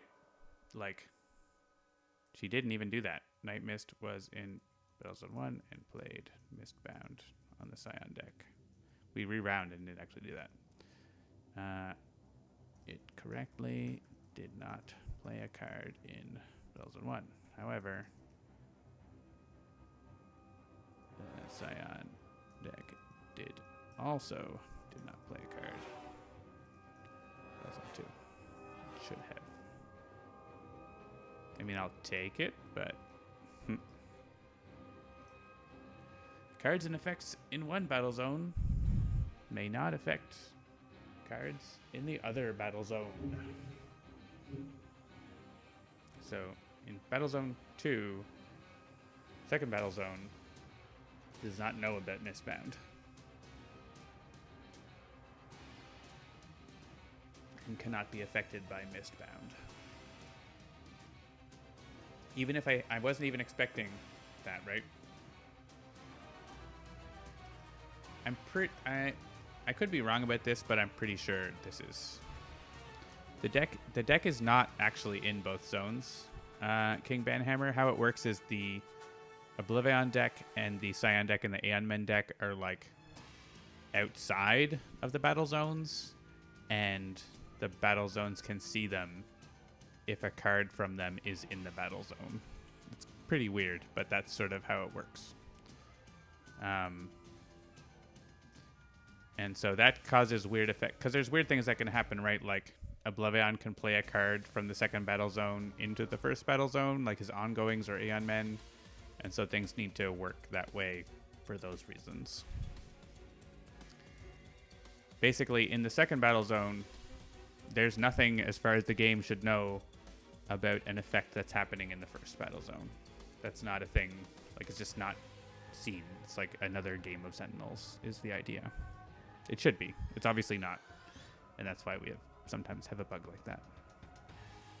We have been working on various issues around these things, and which is why that bug probably happened. Because that bug is probably not in the shipping game right now. But this is a beta version with bug fixes and new bugs, that's how development works. Is sometimes there's new bugs. All right, well, we benefited from that bug a little bit. Counteraction aura is removed from the game. Everyone draws a card. OblivAeon flips. Yeah, we are working on squishing some bugs because we'll be having an update. This update will be out. It works with the mouse, exactly.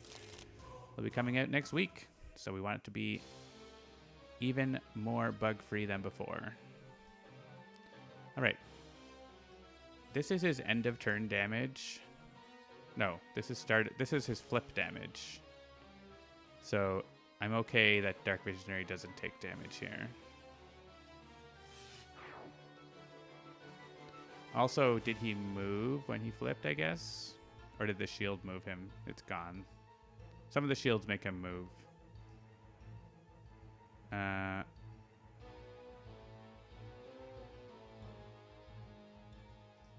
I thought he was in the second battle zone. Maybe the shield might have moved him. That's a thing that happens in some of the shields. He's here anyways.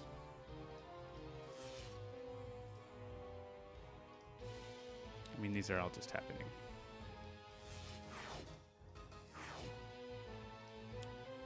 Aeon Man.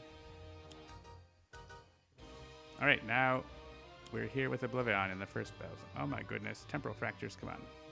That's actually... Wait. Oh no, he is in the second battle zone. Okay, I was like thinking about who was where, and it's actually... Yeah, okay.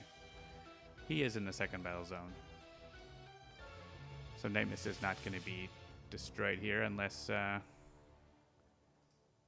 he does bads. He does add some devastation tokens, but he does not play a card. And he he adds also 5 tokens from not hitting any heroes because we left. He doesn't destroy environment when the shield flips. No. Oh, sorry. Licky00 was asking a question. Yeah, if you do 100 or if you do 10,000 damage to OblivAeon, it's just as if the countdown token happened. So it says when the countdown reaches 0, or if OblivAeon will be destroyed, an environment reserved for the game. So basically, you have no benefit. It's actually a downside to doing it that way. You need to do the shield to get the good flip. All right, so I think we're just all going to go to the second battle zone and leave Sanction to her ways. We do have tokens. Mo tokens, mo problems. We might try to kill Progeny here, which lets us top deck and remove a token. Someone could hang out with Sanction, I guess. Just go hang out with Sanction for some reason. I mean, there's a reason. Would be to not be adding a token when we're already at 10. I don't know. It's not super exciting. I like El Mejor Legado. That works really well with Malpractice's damage. I don't know that we can get 37 damage on Progeny this round.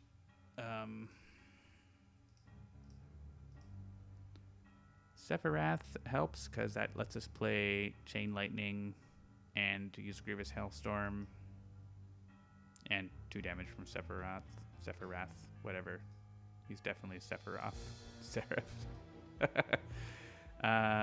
Legacy has some pretty good damage, actually, with Every Man.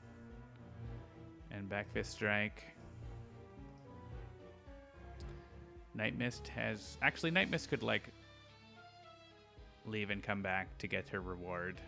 And play the Amulet. And hang out with... Yeah, she can hang out with Sanction. She can't really do much, so she can hang out with Sanction. And Dark Visionary can do a little bit. So I think we're like... We also have Heroic Interception, which we could like let Legacy play even out of turn if we wanted or something. I don't know if we... Progeny would basically flip, so we should make sure that we can do it. So what I would want to do is get Mejor Legado, play Preventative Care on whoever's going to get hit by Voss, which is going to be Tempest. So actually it's going to be Medico. Oh, except other than Medico. Well, then actually Medico's going to hit himself here, so it's going to be Tempest. Play Legado, because that gives us +1 damage. Use the power. Then whatever. Tempest. So that's no damage to Progeny yet. Well, actually, Legado does 3 damage. 3 damage. Right, we don't get to play... Actually, don't get to use... Sorry, Grievous Hailstorm as well. So we get Seraph. We play Seraph. We don't destroy him. Seraph does 2 damage. That's 5. We play probably Ball Lightning. That's 9 damage. Legacy can have an incapability.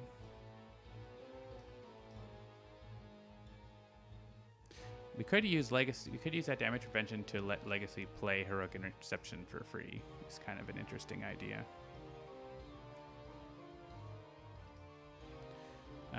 We're at 9. Back Fist Strike is 13.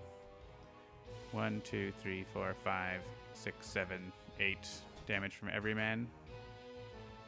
21 damage. Nightmist does 2 damage from redirecting. Where 23 damage.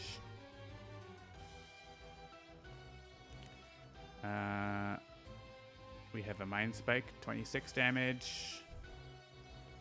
Power that doesn't do damage. And that doesn't do anything. So 26 damage. So we need 11 more damage out of like incapability from Legacy. Or 9 more damage, 11 more damage, 11 more damage. We have a use a power. The best power is going to be... Oh yeah, I was thinking we could use motivational charge. That's actually a good damage. That's like 10 damage because it's making everyone heal, which doesn't heal. And Malpractice does 3 damage per. Actually, that's definitely gonna be enough. Okay, I think we got Progeny then.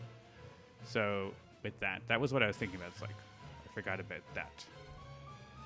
And with Legato, yeah, that's a lot. So CAS. Oh, but the damage can't be increased. Also, no. I want the increases, but the increase is not like.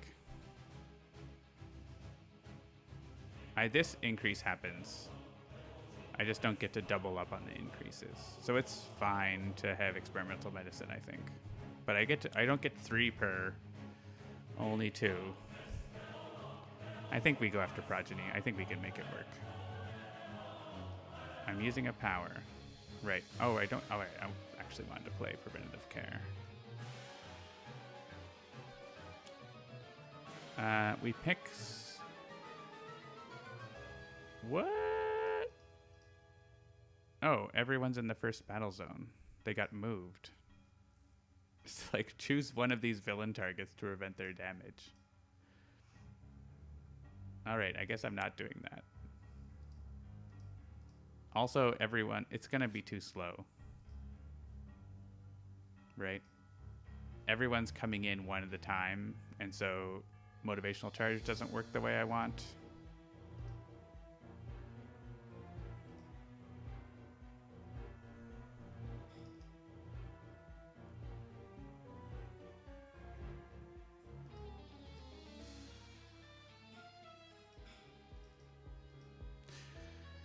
Yeah, I don't know.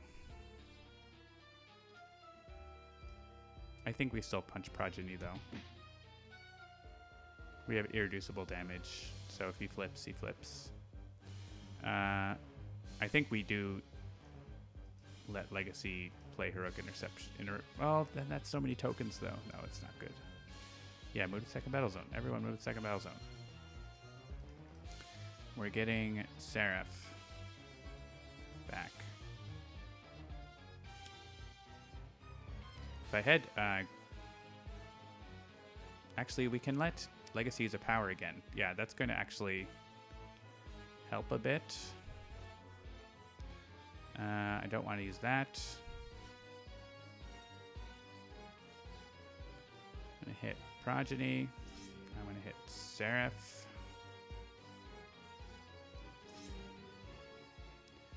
I want to play a card, I think. Just going to be Chain Lightning.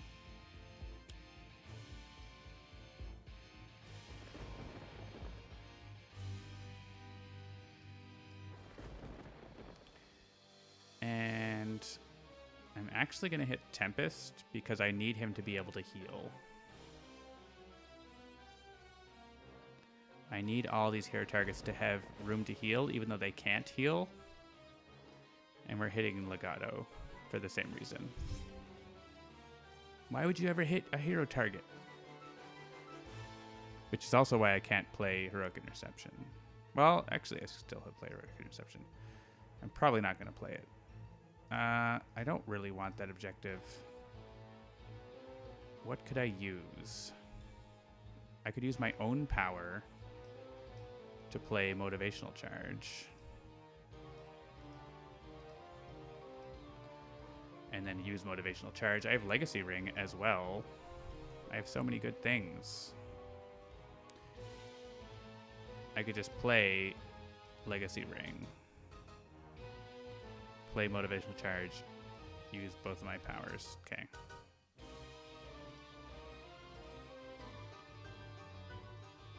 The biggest damage I have here is actually Motivational Charge, which is kind of fun.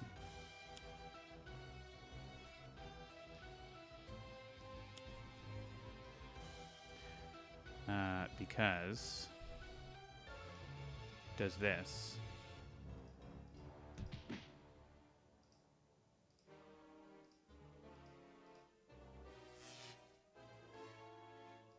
Oh, right. It's damage caused by your powers. So I should actually have gotten rid of the Irreducible. We'll see if I get to use this more than once, so I think it might work out. We have more targets than I thought because we have all the other targets too. But yeah, this is actually making it so that I'm not doing plus damage from Legato on that. I think he's down to 19. I think we're going to be okay. Do I want Flying Smash or do I want... Hemorrhage clears the Locust, so... Is there another play that does anything? Preventative Care. We still want to play.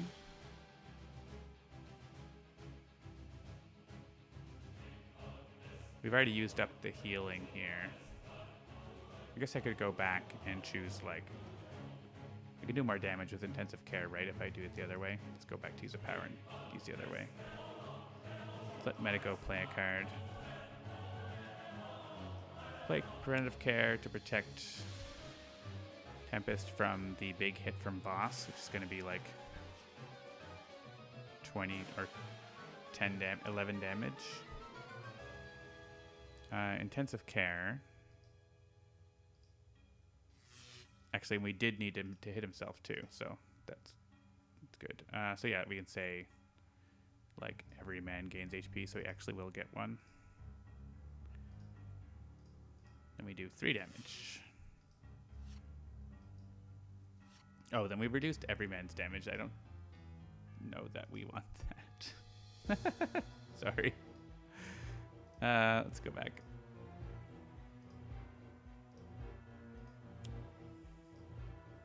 We'll just pick like Legacy. That's for him. Play Intensive Care.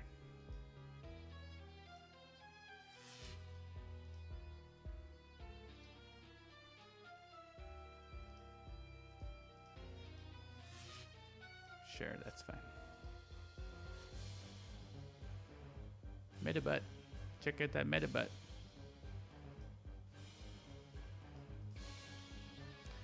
And yeah, Motivational Charge now. Alright, let's click this. Yeah, if I had have really worked it out, I would have realized that I did not want Experimental Medicine because the healing is coming from the wrong place, but we're still beating up on Progeny pretty good here. I don't actually have a incap for Nightmist. We'll shuffle the deck. What do we get on top? Oh, Chronoist on top now. Excellent. And we can actually get this, like, not easily in this battle zone unless Nightmist stays, but she's leaving, so. Alright, this is discarding and redirecting. I guess you could have played Mistfield Recovery. And that kills Progeny, doesn't it? Straight away kills Progeny. Let's check to see if we can kill Progeny with what we have left. This is 2, so he has 8 hit points left. This is 3 damage or 2. And then basically we have a power. So the power is motivational charge. And so there's going to be 1, 2, 3, 4, 5, 6, 7 targets. So we're 1 short. He would be at 1 health, which I don't want. All right, seven targets, but also I can do several or Mind Spike. Okay, so I think we're okay. We can go back to Nightmist turn, I think, if we did it wrong, but I think we're okay. And, because here's the 2, and then we're doing 7 from Motivational Charge. Oh, and Motivational Charge also does a punch, so, okay.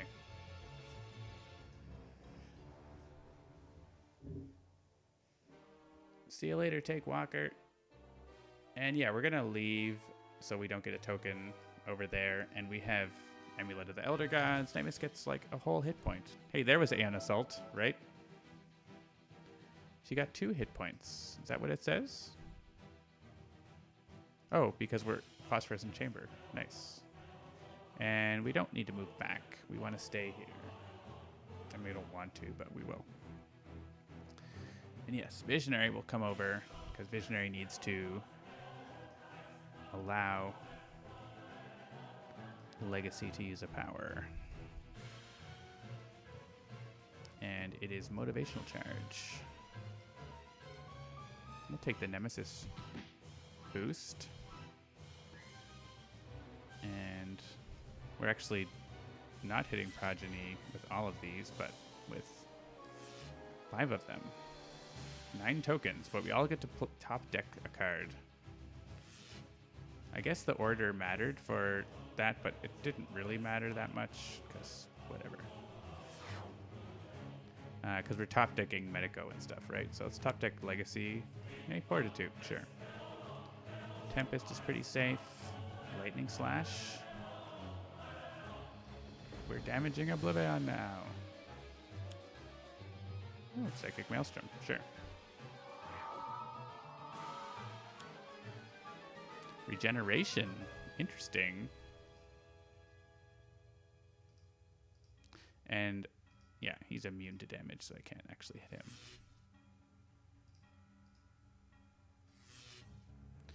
All right. Well, that was fun. So now it's just us and Voss and OblivAeon, and hopefully Tempest. It depends on what the Scion deck plays, but hopefully Tempest doesn't take that hit. He is the highest. Well, there's a tie, 3-way tie, I guess. I guess we just Mind Spike OblivAeon here. I don't see. I can look at the Scion deck, I guess. Sanction will discard it at the end of the turn. Yeah, so we can control what Sanction plays at least. Or I could use this, but meh.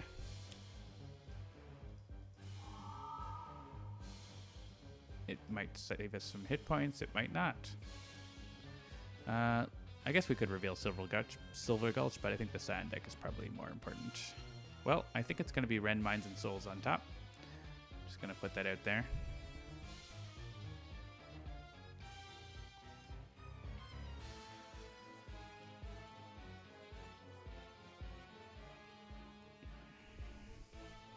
And here we can discard up to 2 cards. We actually have 4 heroes here.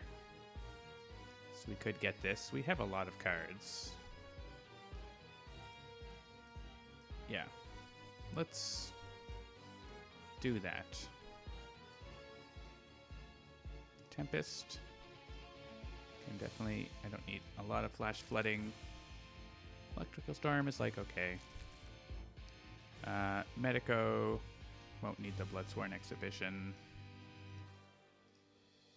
And probably won't need 2 Second Opinions because they're, I mean,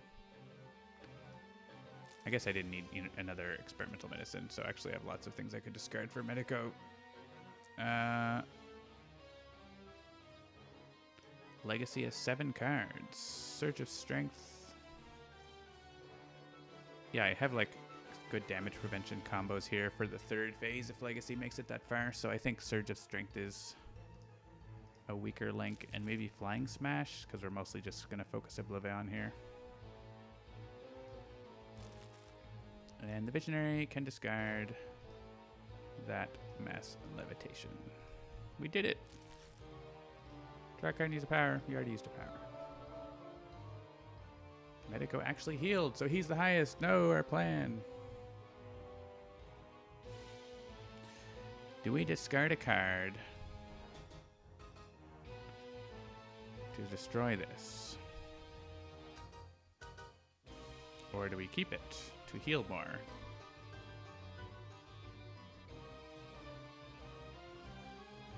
And Nightmist can just sort of hang out here and heal.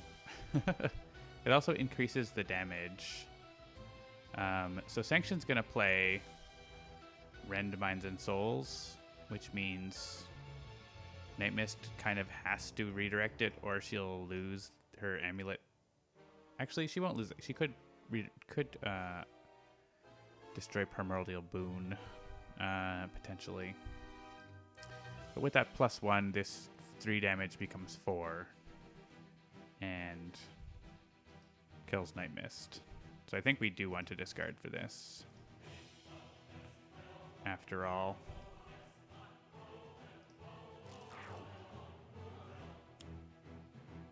Oh no, the Kraken. Well, the Kraken actually.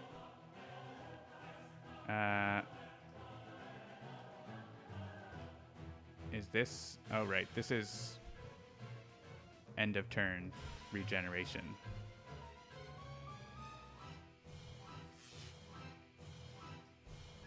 I suppose I do want to discard 2 cards.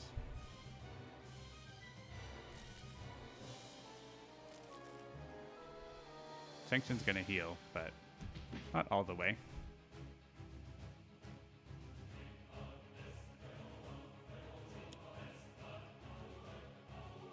And I guess I'm discarding.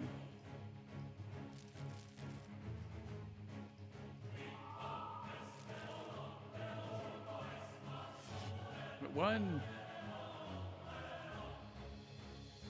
Deal 1 damage.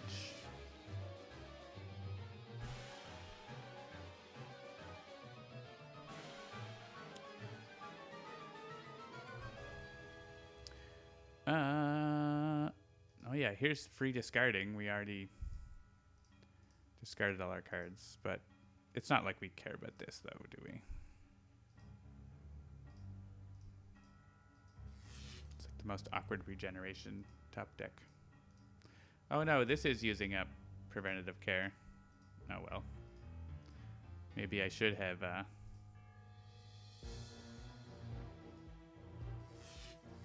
used Mass Levitation after all. Oh, yeah, that's why Legacy has so many cards, because of every man drawing. Well, Medico is going to take a big hit. Oh, wow. Well, that worked.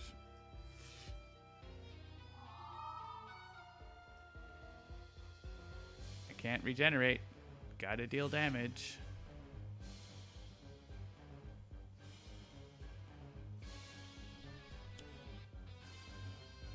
More Scions.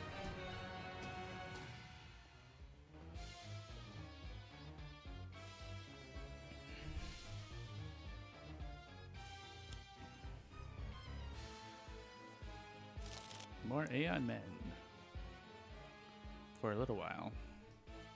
He's killing them. He may as well do the heal because everything's at full.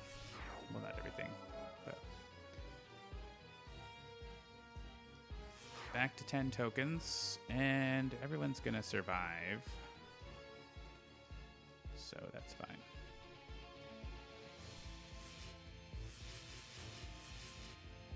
Dr. Medico is angry. I like to hit Faultless, but I think we need to focus OblivAeon and, like, if we have extra damage, we'll hit Faultless with it, basically. Alright, I don't want to move. This is pretty easy for us to get, and it's really good. I don't think I want experimental medicine here, because it keeps me from doing more damage. Oh, I had to use red right hand anyways, so that's that's all set. I can, like, play a card that has a power on it, like this.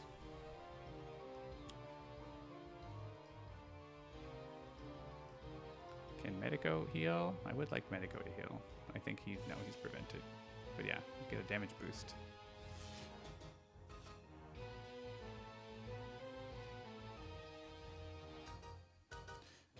Yeah, punch. So 7, yeah, we have, like, basically lots we can. We don't want to even discard any cards. Just Medico and Tempest reshuffling does the job. Play a card.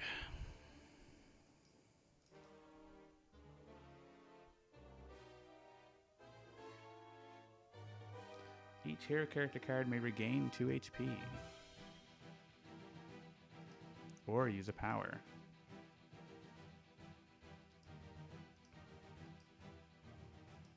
I would love to have Inspiring Presence. I kind of want to do the heroic. I don't know if I want to do heroic interception, right? Like, I don't want OblivAeon to be adding 5 tokens.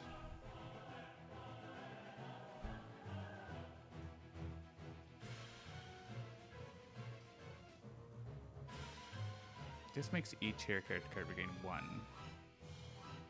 Which does heal himself back.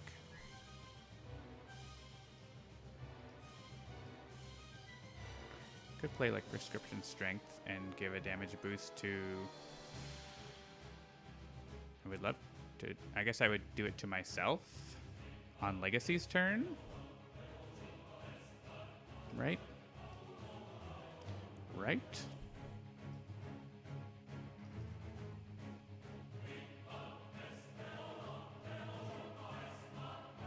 Is that better than doing this? I don't think that's better than just doing this. Because everyone getting a card draw is pretty nice.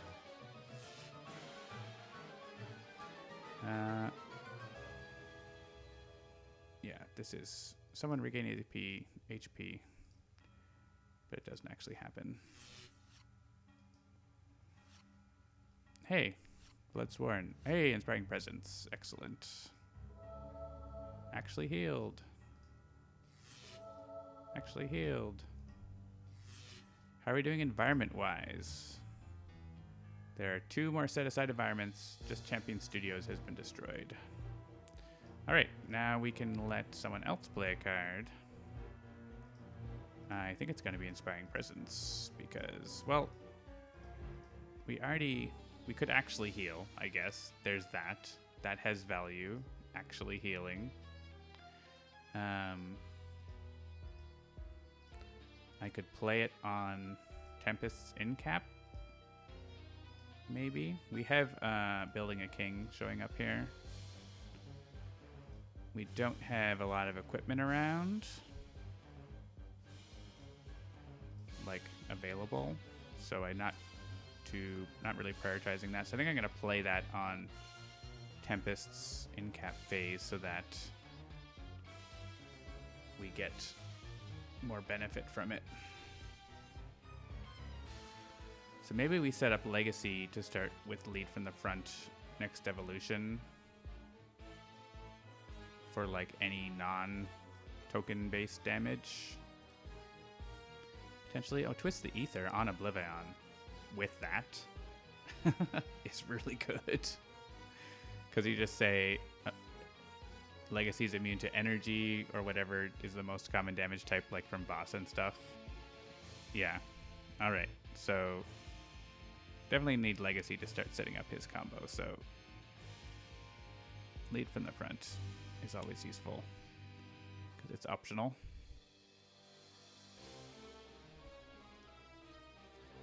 All right. Incapability to play Inspiring Presence, I think still, because Legacy can play 2 cards on his turn. And he can use a power there, like she can play Twist Ether on him. So yeah, like I think we're good there. Play extra cards. Legacy, play Inspiring Presence. Everyone's regaining a hit point, which means 3 damage per to OblivAeon.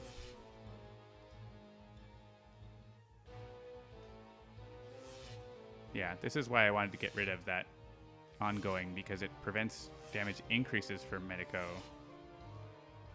as well. I kind of like Grievous Hailstorm here over Localized Hurricane. Well, honestly, if we're redirecting damage to Legacy, then Localized Hurricane. Let's go for it. Can also hit Faultless for a bit more. Maybe the same because of his reduction. Seraph will probably hit himself too for Ball Lightning, I guess.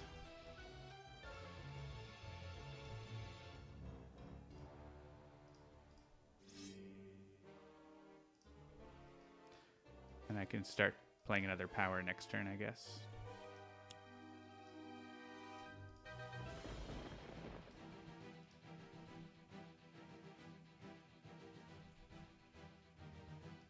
No.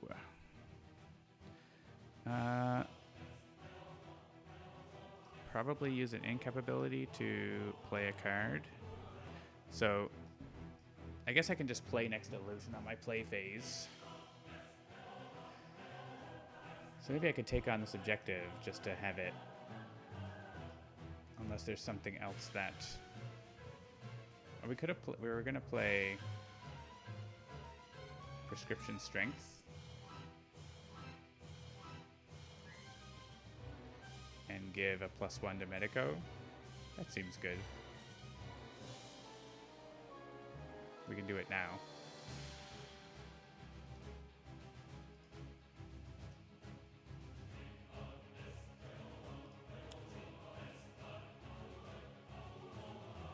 Yes, I'll destroy Prescription Strength. I will choose Dr. Medico to not gain 3 hit points.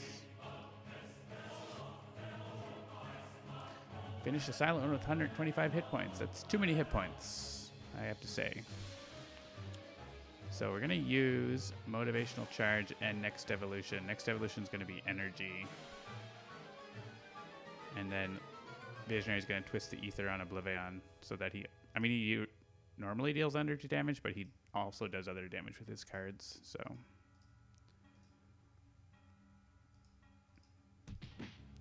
And here, everyone is gaining HP.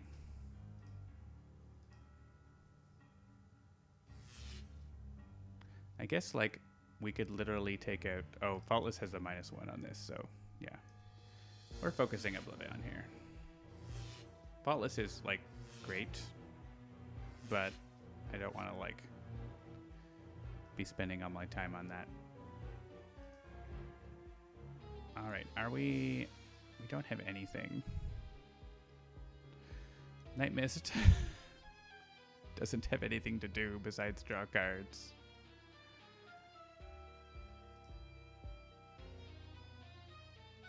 Really.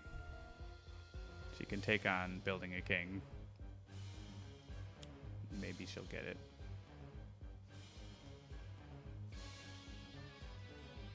You could kill yourself on your turn. I I mean, she can redirect damage, maybe. Why did... Oh, right. She also was prevented from gaining HP. No. Stay here. I don't want to be over there just to be killed by Sanction. And actually by the Kraken. So I have one equipment. I have the Legacy Ring, which I really wouldn't want to necessarily get rid of. Yeah, there's just not enough here. Ooh, we have Great Fortune again. No. So do we want to get Great Fortune? Chance. That's really, really good.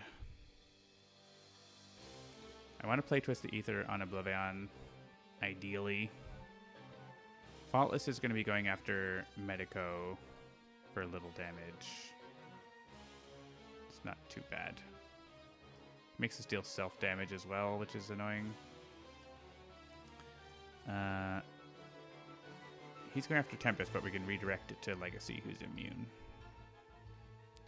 And OblivAeon's dealing energy, which we want to allow to happen unless it's going to like incap someone.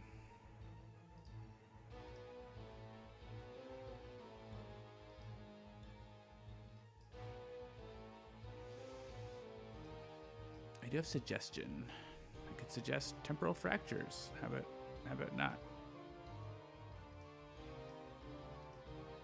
That would be Nightmist. Deal damage. No thanks.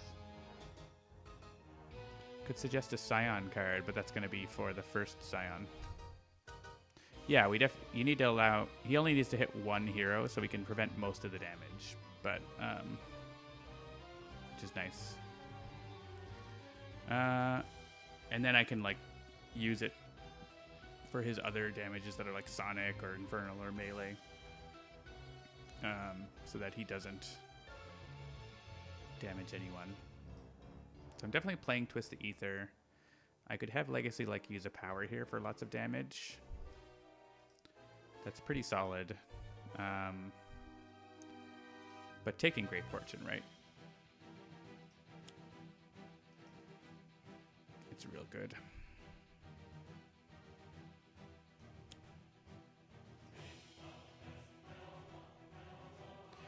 And let us reveal the top two cards of... I don't really care what the Scion deck plays on the other battle zone, so I guess I'll reveal Silver Gulch. Oh, I could reveal my own deck, right?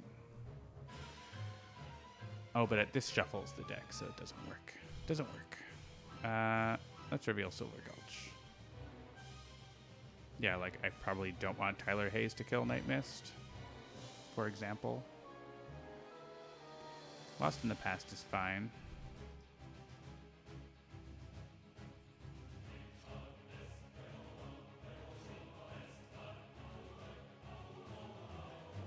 Alright.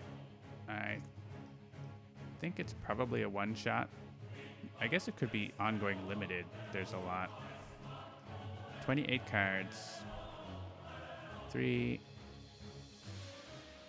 6, 8, 11, 13, 15, 15 one-shots, and 13 ongoing cards. So one shot it is. The most likely thing. Maybe not be the most useful thing, but it's probably also still the most useful thing.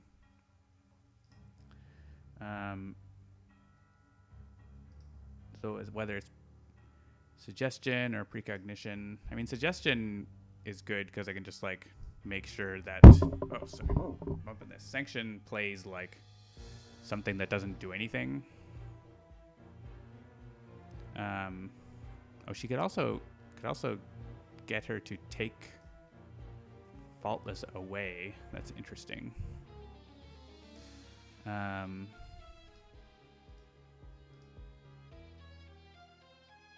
Could get her to come here also.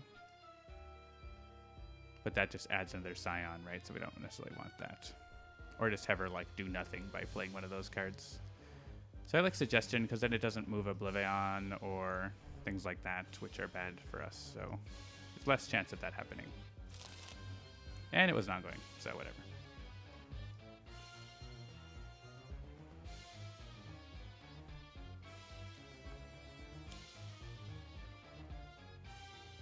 The hallway collapses on the Kraken and Sanction. The Kraken is attacking Sanction. I like how sometimes in OblivAeon, like one environment just becomes a nightmare zone. Well, Sanction's coming over. I don't think I want to redirect 6 damage to Legacy, who is not immune to it. So sorry, Tempest, you're going to take a +1 on that, but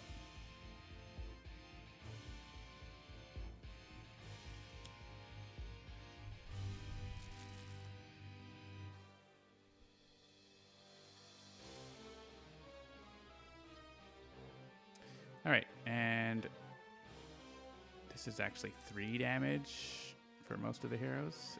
Ouch. Nightmist can redirect it, so I guess she will.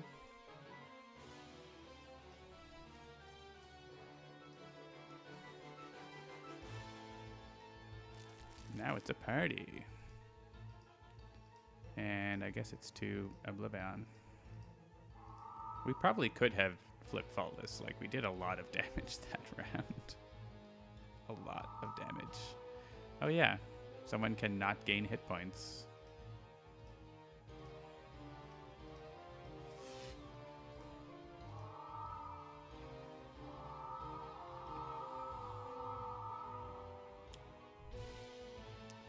Oh my goodness. Each hero target. 2 cold, 2 fire, and 2 lightning. So we can definitely save anyone who needs to be saved from this, which is Medico and Nightmist. Right? Because it's 3 damage to Legacy each time. Wow. Who's Faultless going after at the end of the turn? Medico. Sanction's going after Nightmist again. Nightmist might be just going down. Because... oh, that's energy damage, so actually that's okay. Okay. Alright.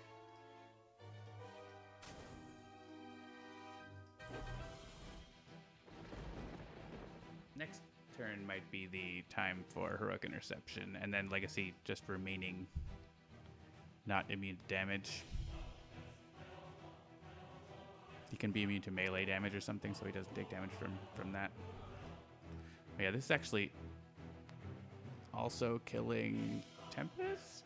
So Legacy would be at 1, which is okay, I think.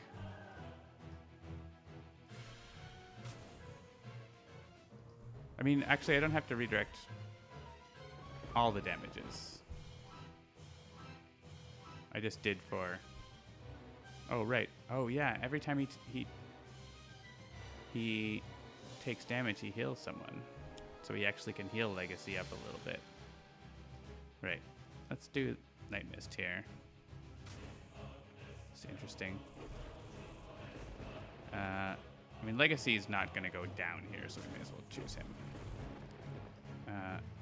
Medico can take one of them. Choose Legacy.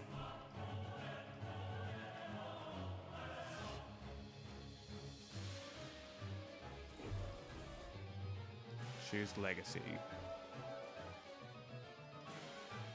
I don't know if that was better because Faultless is going after Medico. So now we have to redirect that. But it was interesting. So here we're going to take one of them to Legacy. And we're not going to take any of these.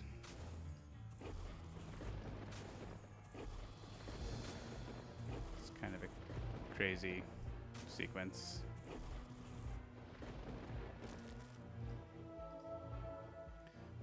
All right, this is going to Legacy because he's immune. Oh, this is a lot. It's each target. So yeah. No, but I'll redirect the 1. Legato is going down.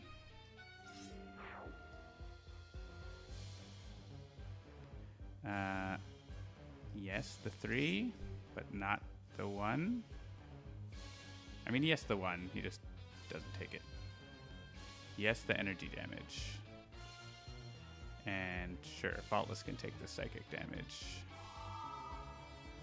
Alright. We should be safe from OblivAeon unless he makes another target deal the damage. He did just do infernal damage. It's energy. It's energy. Sure, but we're redirecting it.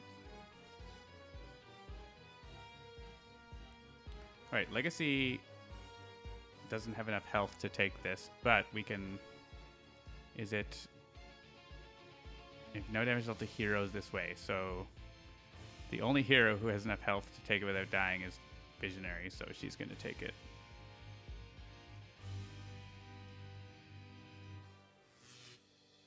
Cool. And these guys can have increased damage.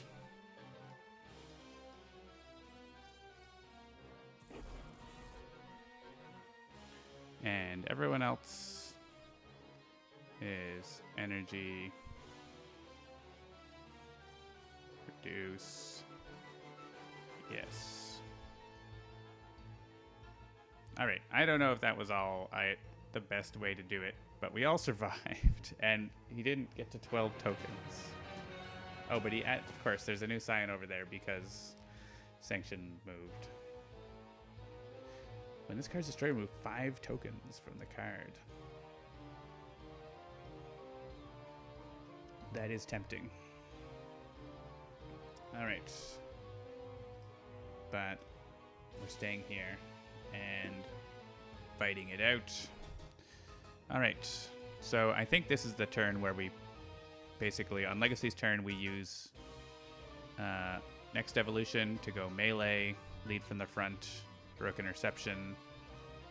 We probably can knock OblivAeon down to 0, but in case we can't, we're immune to damage, basically. I guess Voss can still potentially... Someone can hit Legacy with area damage or whatever, but it's less like... It's possible, but it's... We might be able to get a redirect set up or something. Anyways, we've got Final Champion on top. Is that a truth in the second battle zone? It is.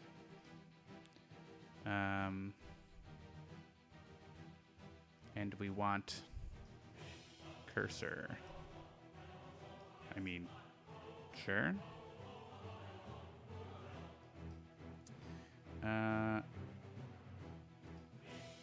What can I play that won't kill me? I can play that. Can't play that. Can't play that. Actually, yeah, this is the one that doesn't kill me. We definitely want to flip Faultless here too, right? Because it loses a token for us and also like heals us on the Scion turn and also blah blah blah. Actually, Voss like kills him. But we can redirect it, right? With or we can make him immune, so we're good there. So I guess it's Flare Up. I mean, or Second Opinion is pretty good too, but I think we can take this. Sure, you do that. And Flare Up. I think anytime we have like non-reduced damage, we'll hit Faultless with it. Like here? No.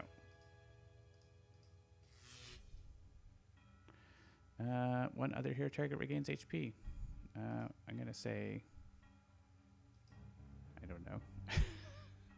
Everyone's so hurt. Nightmist. I don't think we have another heal. I guess we might have another healing this turn, right? Because we have a card play. So maybe it should have been Legacy. It's fine.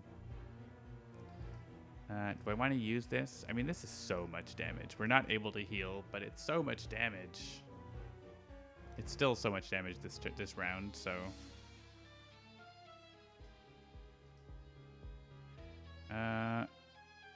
Bloodsworn almost gets faultless.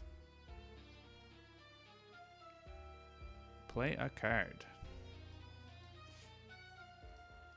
Well, I can't actually play those, so I guess it's second opinion. I could play Bloodsworn and then just have it. I don't have to play a card, but I'm sure playing a card is probably good. Like, I might get Cleansing Downpour, for example. That would be really good.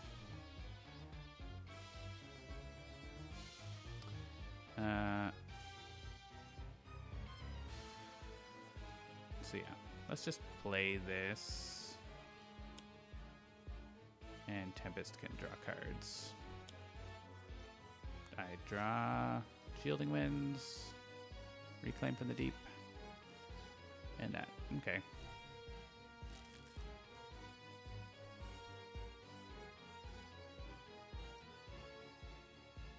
So if we don't go to the other battle zone and we do flip Faultless, we still are at 11 tokens. But we're all going to be like immune to damage. So even if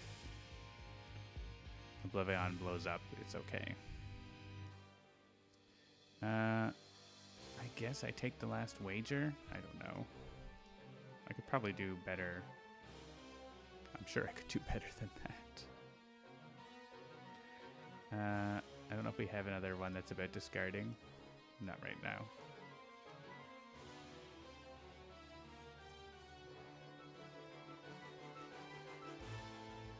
The top card of a hero's trash into their hand. That's cool.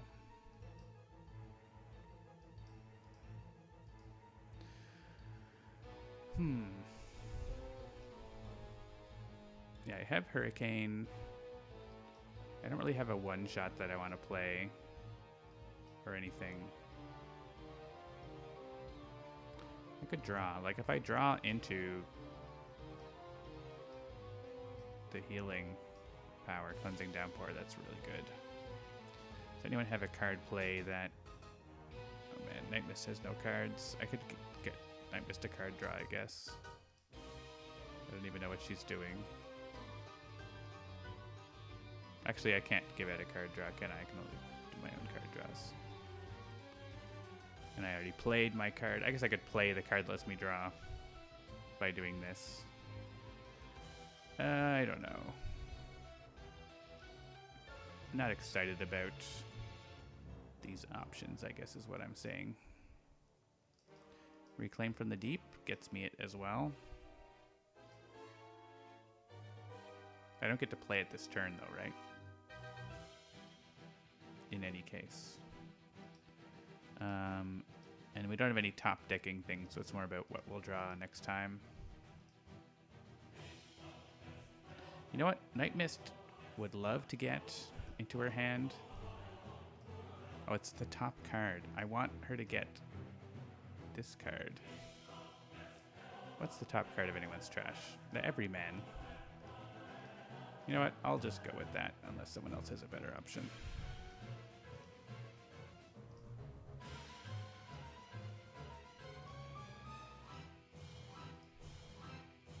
Do we just win?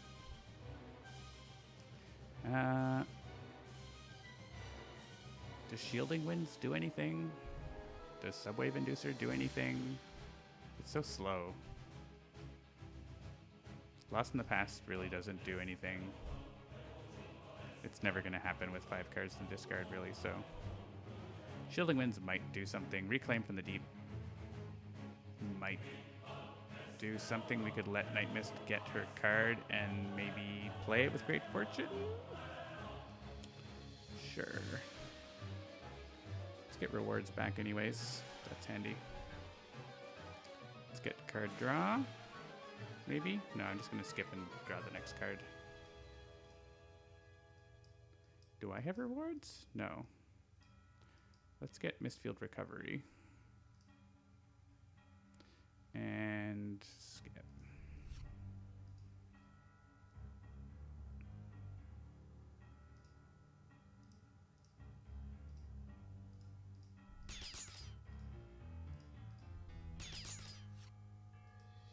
Gene-bound shackles. Cleansing downpour. Fortunately, Seraph can't hit himself without dying, so...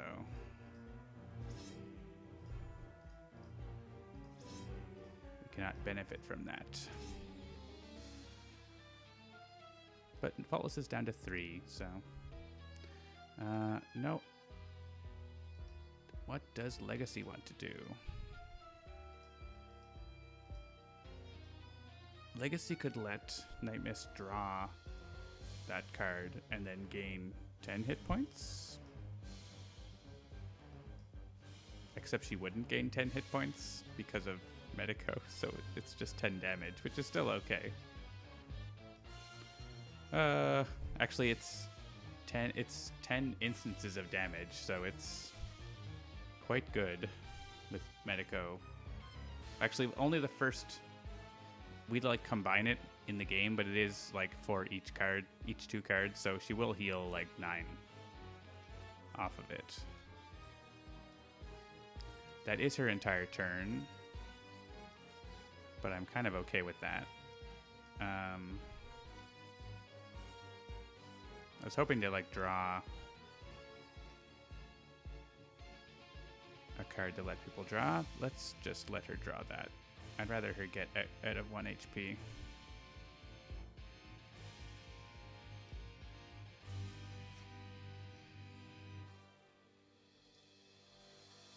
Alright, so we're going to play Heroic Interception on the play phase. So let's play Everyman. Let's use next evolution to become immune to melee damage, I think. Just so that we don't need to punch ourselves to play Heroic Interception.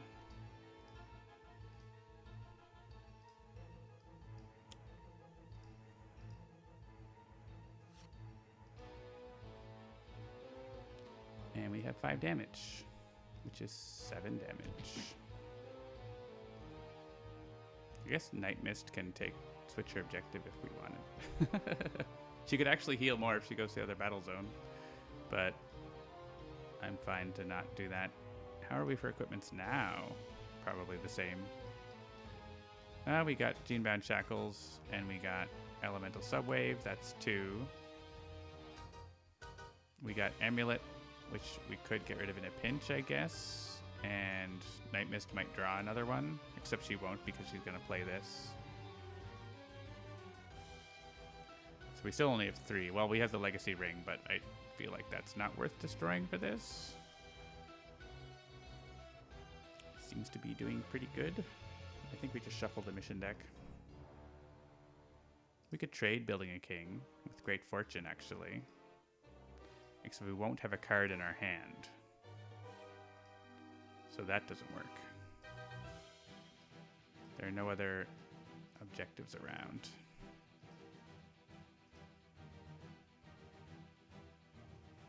Yeah, if we take Great Fortune, we need a card in our hand to do that, and we won't have one if we play this.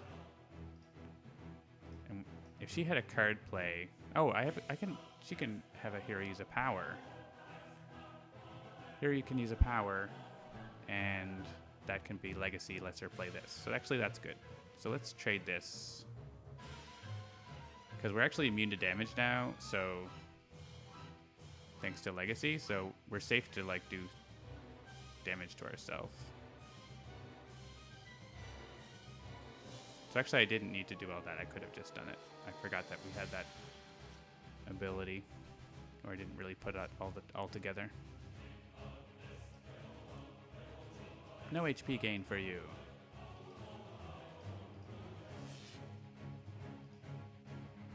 All right, here is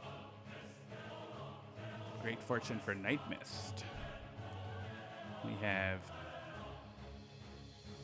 2, 3, 4, 5, 6, 7, 8 one-shots and a bunch of stuff with less, like equipment or limited or ongoing. So I think one-shot is the best case. And we could try for the Mistfield, but I don't want to lose it. So let's go with Heedless Lash. Since we're immune to damage, we can do silly things. Yay!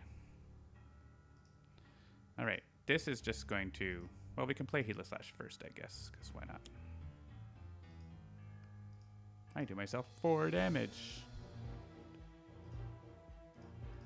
6 to OblivAeon. Sure, put it in play. Planar Banishment revealed Heatless Slash. Yay, lucky break. I guess we can just play Mistfield Recovery now, because if we want to, then we can do other stuff with Visionary's phase. Because, like, immediately end your turn during your end of turn phase. Everyone gets a one-shot, also. Amazing. We're immune to damage, so we can do silly things. Everyone can regain 2 HP or use a power.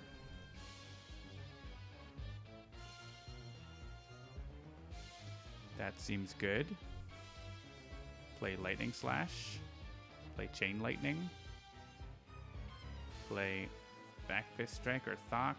Cerebral Hemorrhage, I think, almost takes out Faultless, maybe not quite.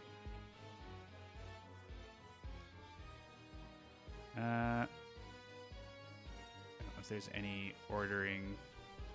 I mean, Life Force of Will, regain 2 HP or use a power, is just like ridiculous, right? We can use Motivational Charge. So let's do that first, then see where everything is at that point.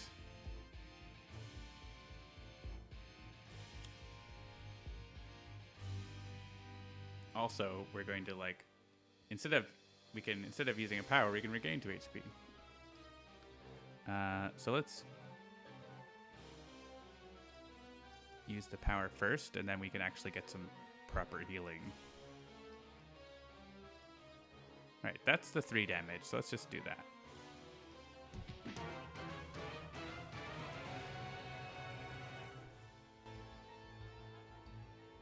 Select the first target to gain HP.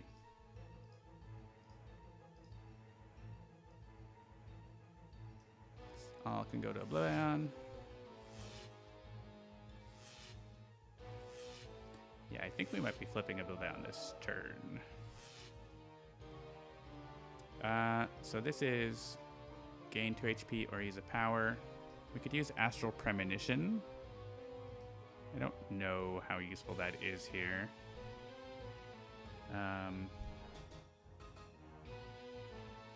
We could use, yeah, that's, powers aren't super useful. Localized Hurricane is pretty good.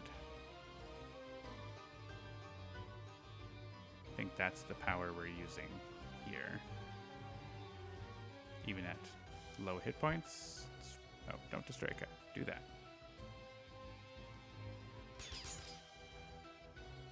We've got targets.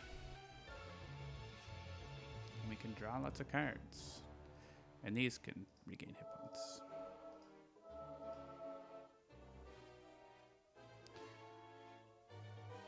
All right. Now we're still playing cards. Cool. I guess it's one of these delicious lightning slashes.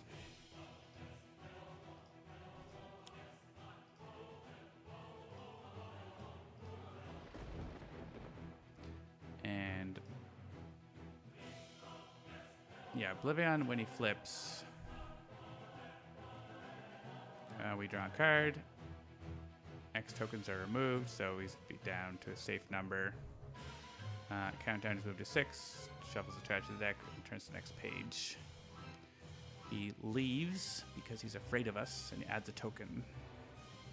Then on his turn, he will come back and attack us for infernal damage, but he won't do any damage because... Take that. And we can get back Mistbound.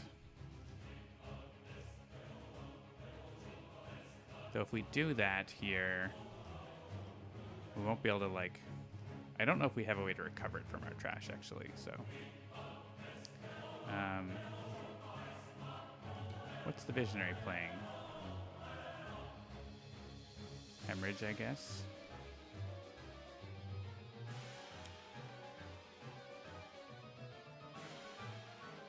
I guess I could play Enlightenment and give someone more card draw to maybe have more options. That's a thing. I'm okay with just punching though, I think, and getting like all these hit points at the end of my turn.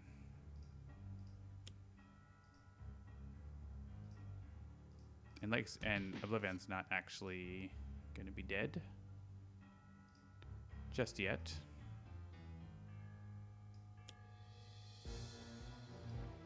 And this is gonna be Nightmist with 23, yeah. And actually, she does heal the full amount because, and it goes one at a time because of Medico's effect. Basically, if there's any effect that might interfere with the hit point gain. Oh, another copy of Mistfield Recovery. But it's just for card draw, not for anything else. I think I want Nightmist to draw these. I mean, Legacy, it's more damage if he draws them. But also, I mean, if Legacy draws them, that's also more chance for takedown, right? So, yeah, that's double good. But there wasn't a takedown. After all, wow, Nightmist, what a turn. We're not moving to the first battle zone, I don't think. Because we're basically going down 3, up 1. And then up 1 from that, so we'll be at 9 tokens. Because Nixius doesn't add tokens besides... Yeah, so... I mean, actually, he's going to flip and move to the other battle zone because OblivAeon's going to be there. Unless we wait. We might wait to flip OblivAeon so that that doesn't happen.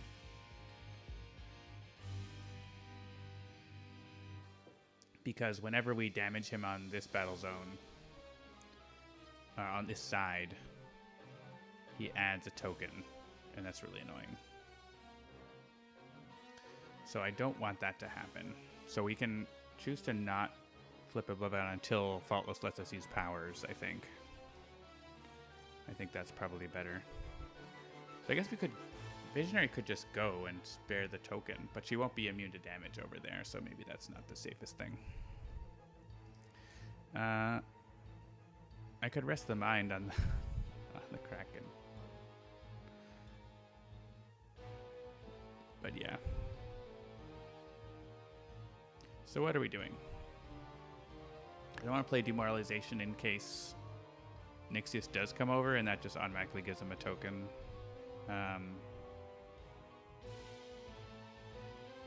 We have Hemorrhage. We can just like do more damage to Sanction by healing.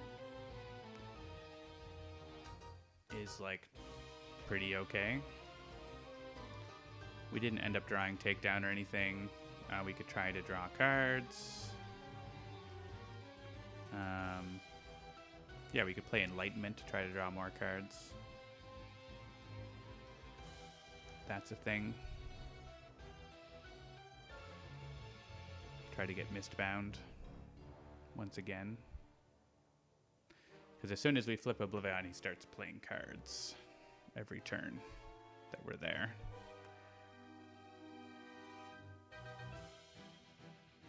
Oh, Nightmist has the highest hit points now. Like, by far. Well, there's hero targets with higher hit points, but she's the the character with the highest hit points. That's how Nightmist works. She spent most of the game at 1, and here she is at 15.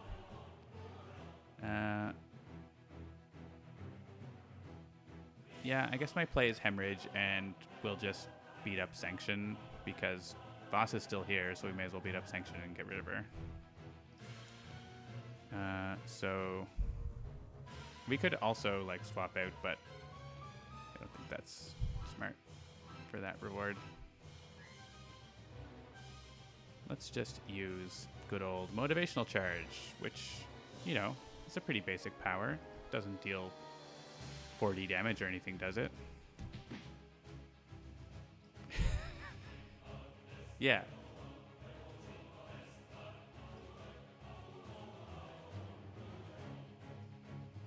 I love it.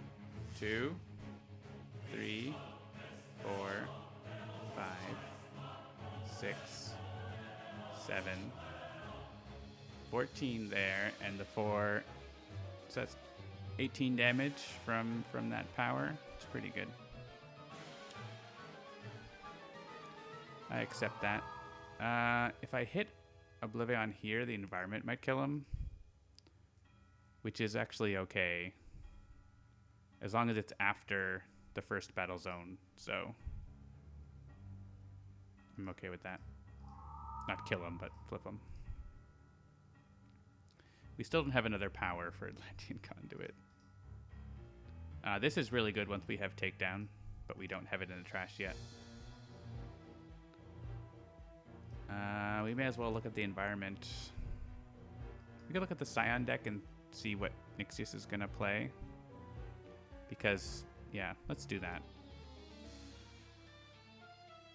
Move OblivAeon to this battle zone, right? Like, that's not what we want. Because if he moves there, he adds tons of tokens because he's on this side. Actually, if he moves there... Oh, it's too late. The Kraken has already gone. If he moved there and the Kraken killed him, that would be awesome. He'd come back. So I think Aeon Assault is fine.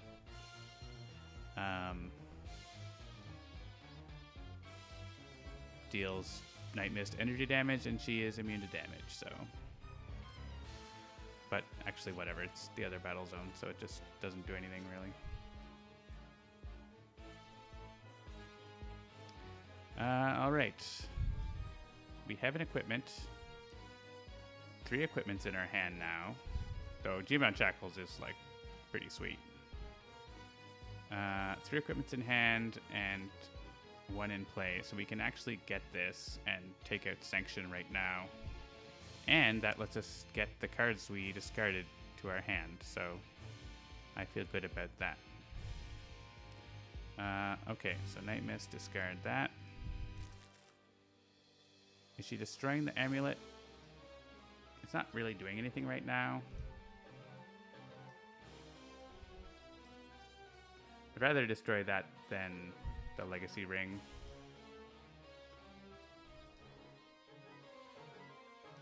But I do have to... That's 1 I discarded. 2, 3... Yeah, I need 4, so I have to destroy 1. So it's either the amulet or the Legacy Ring, and we haven't seen another Legacy Ring. So I think it's the amulet. She's fine. She's gonna get it back in a second. And then Tempest can discard these, and he'll get them back in his hand in a jiffy. We did it. And we hit Sanction. Wow, that's every time T-Rex spots get hit, it does 3 damage to everything as well. Everyone can move cards. So, I like this. Everyone draws a card. And this one was really good on Legacy's turn. T-Rex bot. Yeah, G-Mount Shackles is pretty nice. And Reclaim from the Deep is going to be good with Takedown. So let's grab Thok. It's got card draw and... I'm probably not ever playing Surge of Strength, right? Yeah, let's grab the Amulet back and maybe another copy of Enlightenment. Just for more card draw. And Visionary can grab Suggestion. That's really good against OblivAeon. If he has something in his trash, like an ongoing card or whatever, we can just say, like, don't do anything. And Decoy Protection, I guess. I don't know, whatever. Nothing too exciting there. If there's, like, another Twisted Ether.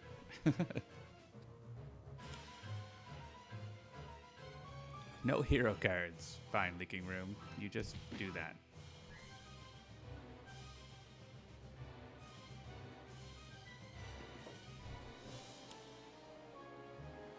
Oh, and then Terrible Burden happened anyways, so... Fine. Fine. Maybe he'll come back on his card play. Wait, that wasn't the card that we put. Oh, is it because when we killed Sanction, did it change the Scion deck?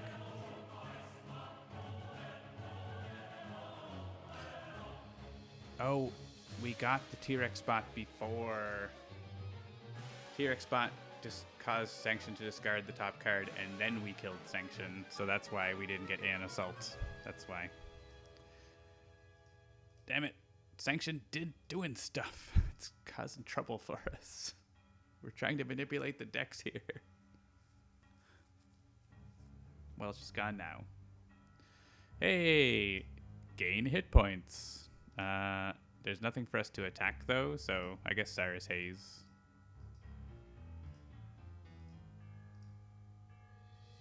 I guess we're not gaining hit points. Sorry, Cyrus Hayes.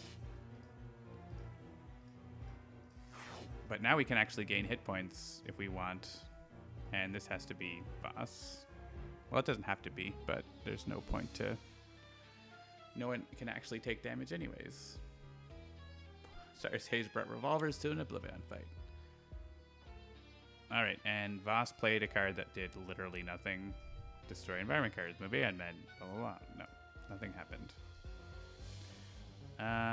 Alright, we can use powers. So we can actually heal now. So I'm gonna heal Legacy since he can like... Actually, well, maybe I should heal like Medico a little bit. I don't know.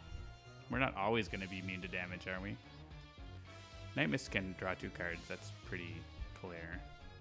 I mean, she could Astral Premonition, but that's not super useful, I think.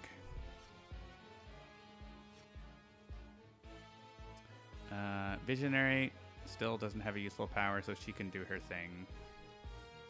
Because actually, the Scion deck is not going to change now, so we can look at it and say Battle Zone 1 can have... Like, OblivAeon, is he going to come back? He might not come back, right? So...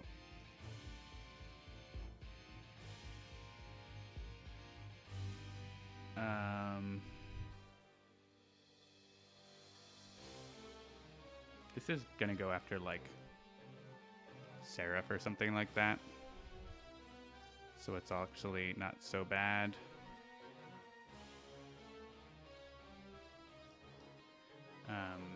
And we might be just immune to damage again because we have Heroic Interception again to do the same thing this round, so...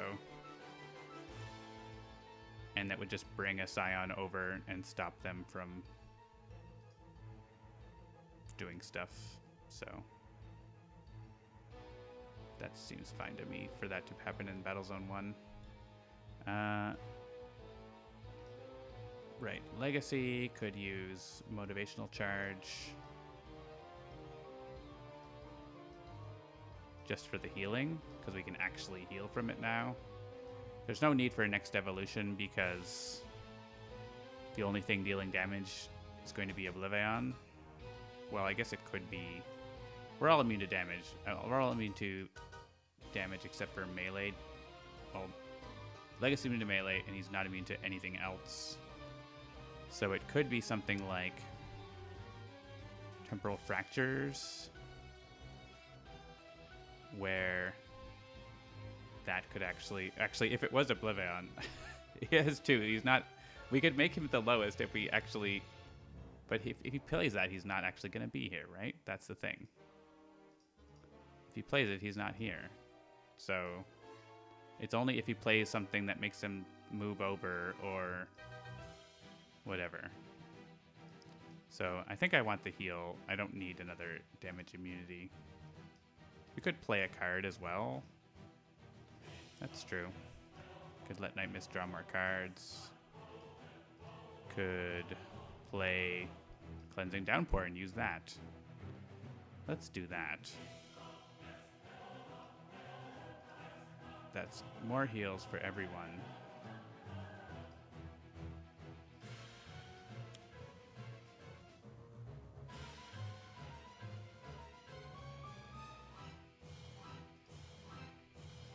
Actually healing. What a weird sound.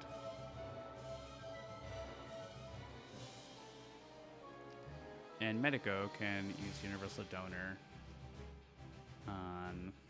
Let's go for Legacy since he's actually the only one not actually immune to damage. Thanks, Faultless. What you got, OblivAeon? Oh, he's adding tokens. He is adding the most tokens. 10.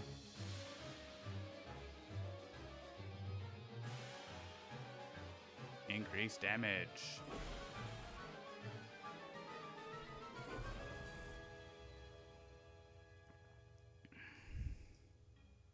But we're going to be immune to damage, so he can do that all he wants. 20. Cool. Wish we had a shard. So here's the interesting thing. Someone needs to go over there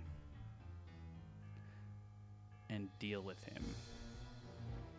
Interestingly, it could be Nightmist, because she could go over there and then come back if we wanted. Or we just go over there and send him here, basically. And then Medico can just kill Nixius on his own, probably, with Chronoist. Like, Chronoist has, like, 5 damage. I can draw Legato and play it. So Chronoist is doing 5 and 5. And also can do that. No, that's too late. I don't have, like... I still have my effect. I'll still have my effect, so... I can heal... Oh yeah, and also Legato deals, like, 4 damage. So I think... we should be able to do it. Use that incapability. Oh, we also have to kill OblivAeon. That's the thing. Like, I mean, that's why we're doing this. Destroy target with 1 HP. That would have been great. Environment target deals 1 projectile damage. I want to use both of these. I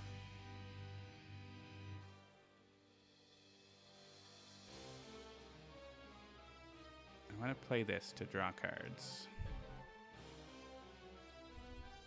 Oh, right. I can do this.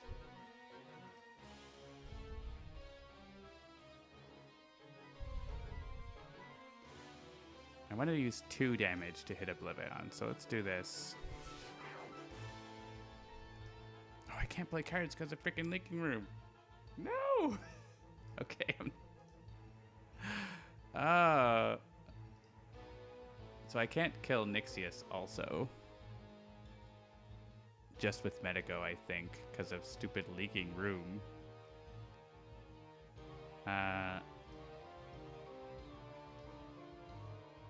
Oh my god. That's why this didn't work. It didn't say anything. Did it?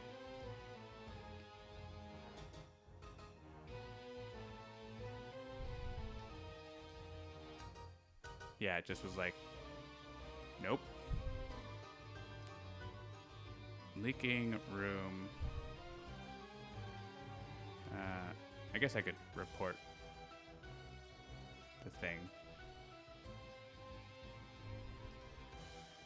Leaking Room prevented an in-cap card play, but didn't explain itself. It should say what happened to stop play.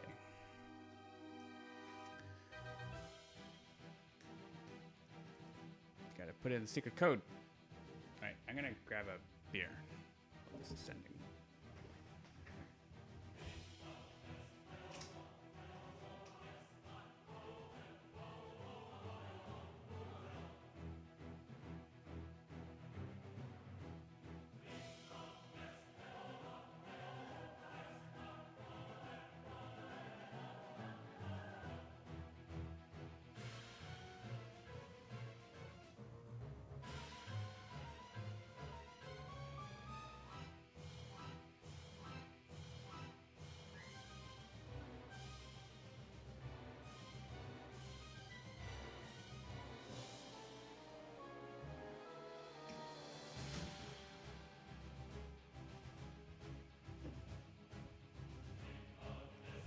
get some more water too.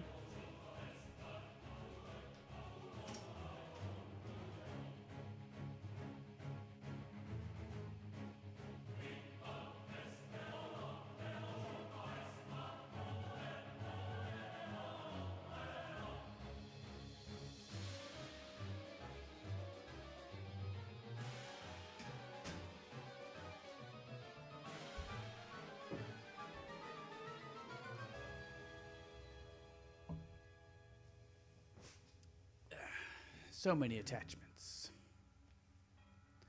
Pulled a lewd, committed to a play that would have worked, except missing the most obvious thing. It's true. It's my own fault. All right, I think, like, we still want to flip OblivAeon, right? Because we need him. I guess we could not do it, but I think that's a bad idea. Because he could, like, accelerate the countdown. He's destroying an environment. Like, there's lots of reasons not to. We might bring someone else over to finish off Nixius, I think. But Medico can do this without playing a card. So,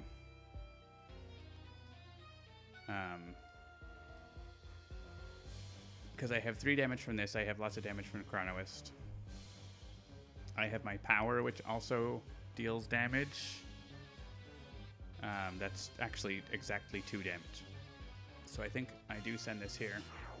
Oh, right, and I go back and actually use, excuse me, you do something with an incapability or take on the objective, I guess. I guess we take on the objective. We reshuffled that, right? And it came back to the top shortly after. Or maybe we didn't. I don't think these abilities... Yeah, this is a really good one. All hero damage is redirected to that target. That one's pretty good in OblivAeon mode.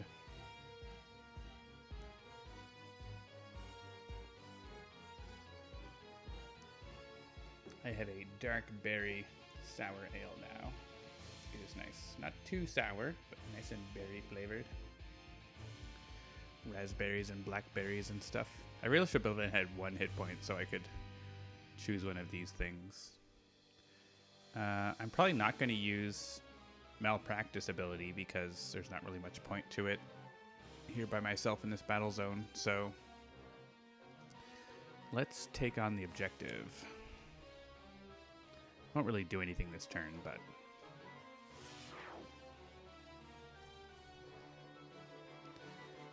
and if I use this power, my ability is still active. And then I can do 2 damage to OblivAeon. And he... Oh, and I draw a card, but I can't play it.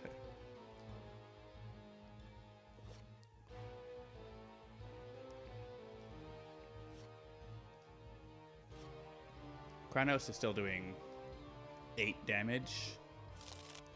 And then Tempest does enough damage.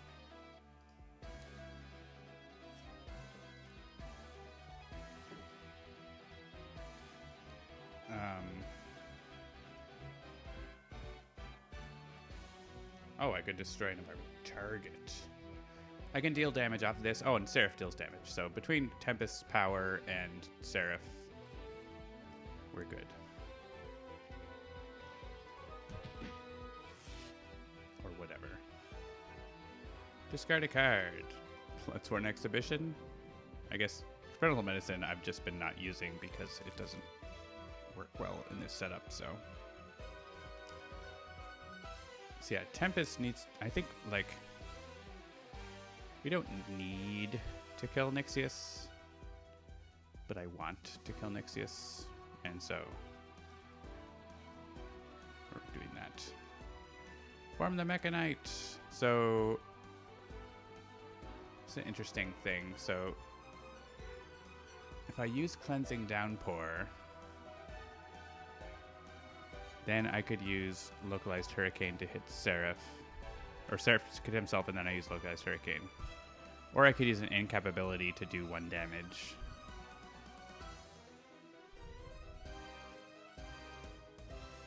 Yeah, I guess I could do it without having Seraph, like, damage himself here, so If I use the in-cap. If I take on the objective, I can't, but I'd probably rather have someone else get that than Tempest anyways.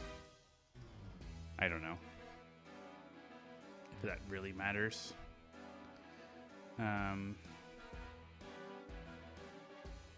Seraph does 4. No? Seraph does 3 because of Cursor.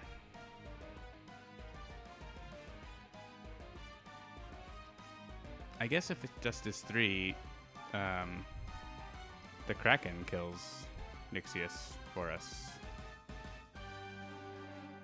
Unless there's a second Kraken. But if there's a second Kraken, there's a second Kraken, right? That's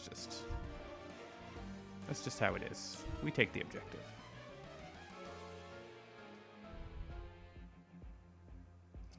We use Cleansing Downpour.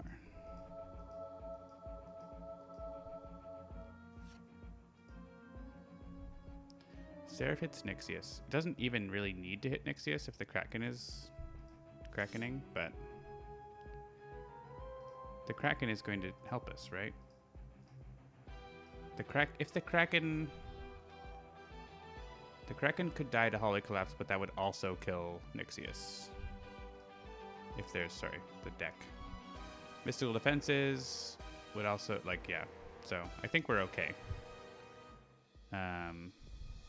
Even if other cards come out, the Kraken will do the right thing.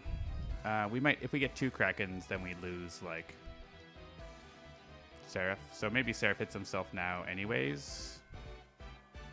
In which case, we just kill the Kraken, basically, right? Like,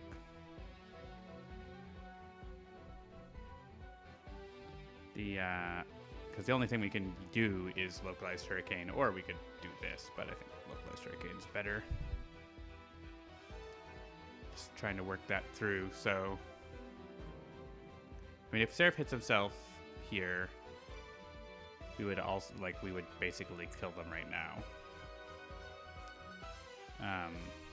But then Seraph becomes vulnerable to Hallway Collapse or Mystical Defenses where he wasn't before. That's what I'm thinking about there. So I think we just stop because of that. May as well draw these because we're the only 2 here.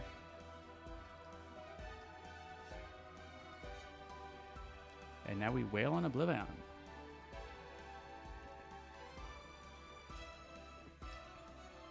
I like this.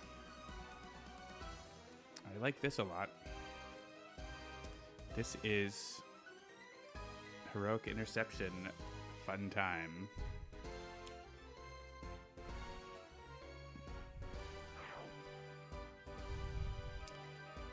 Can we should be able to get that this turn, right? Between, yeah, every man can just do it, but not before OblivAeon. Back Fist Strike does 5 damage and Motivational Charge does 3, so that will do it. We do hit ourselves with Heroic Interception in that case.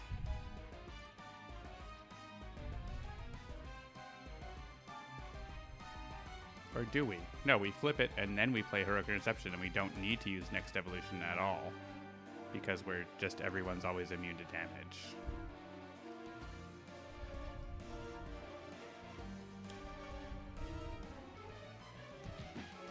And then our Mental Divergence just gets us back that card. We're immune to damage for the rest of the game, probably. So yeah, Motivational finishes off the Terror Bird. We actually heal. Weird.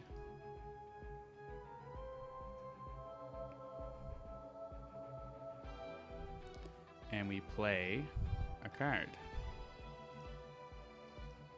The card we play is Heroic Interception. It gets redirected to Artaki, who's immune to damage. Oh, weird.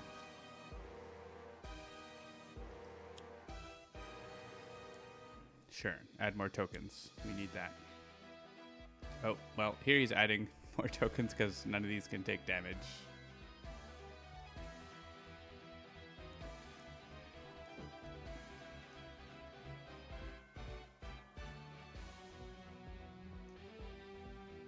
He's adding 5 tokens. I guess we're just going to have like 1,000,000 tokens.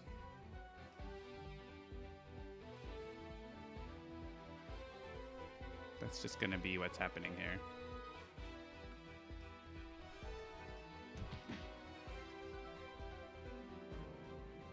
But we're immune to damage, so like the environment gets destroyed, like, oh well. We don't have incap abilities for Nightmist. She is indestructible. We don't need the amulet because we can't get damaged, so it's just like play Enlightenment and draw millions of cards. 4 cards. I mean, that's for Legacy, right? Takedown is still useful because OblivAeon can like run away and it's annoying.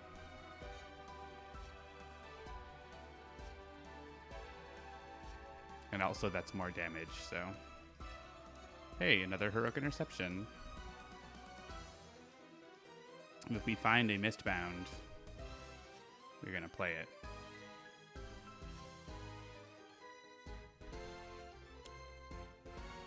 Impending Doom. He could be there. He could play a card, but that moves him.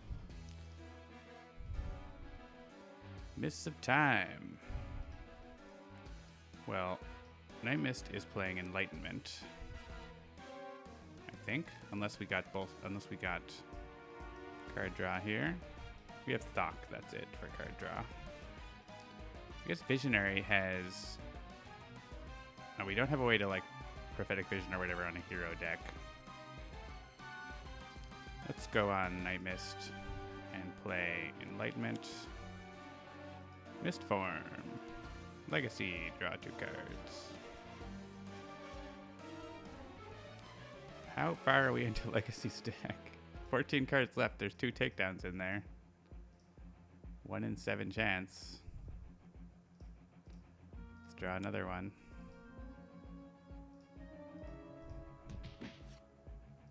Nope. OblivAeon should be great here. Yeah, plus 25 damage. Haven't seen it yet, though. There's 11 cards left, and we have not seen it at all. I think we've seen Great Contraption and Hope for the Dawn out of those, so. Visionary can play the Scion deck, I guess. Precognition. Anything we want to suggest on... I guess if we suggest something onto OblivAeon, we could make him add more tokens. Would Akabeko be good here? We could make him add 5 more tokens. At least then we know he wouldn't move. I don't know if that's good. We could suggest the Scion deck. I don't want a safe suggestion for OblivAeon's deck because it doesn't have to reveal it. It's really good that way. Let's Precognition on the Scion deck. Try not to have something move OblivAeon. This moves a Scion from the other battle zone to this battle zone, but that won't actually do anything. This would send OblivAeon away, which doesn't really do anything. And this doesn't do anything except like hold down tab a lot of time for a lot of time. So I think this is like the fastest card, so I'll pick that. And the one that moves OblivAeon can go on the bottom because I don't want OblivAeon to be moving around. Oh, also, I didn't want to swap my decks because I want the card that's in here, Mistbound. I guess I can use Reclaim from the Deep. This is interesting. That was just the autoplay from Lucky Break, so. Hey, we got Filter Heist. We have a 4-card deck. I don't think any of these deal with the trash. We have the one that's put the top card of your trash into your hand, which right now is in Enlightenment. We don't want to move to the first battle zone, I think, unless we just... I mean, it would prevent OblivAeon from playing a card, which is nice. And he might play something that makes him leave and causes this Impending Doom to happen. And it's pretty safe to go to the other battle zone. Really. I think I'd rather stay here in the super protective zone, though. Well, we could take this on and it won't do anything. It gets us closer to the shard, though. And we didn't get the shard, but we got a good reward that we can probably get. Oh, there's no more scions left, hey? That's nice. So demoralization is probably safe.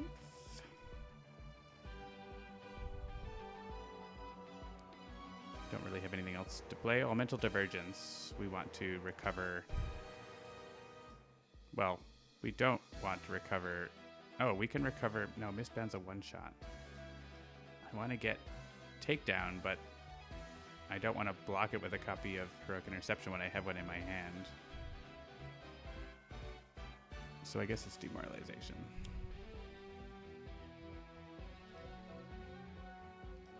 I guess we look at the legacy deck to try to get takedown faster. Sure. Have another legacy ring.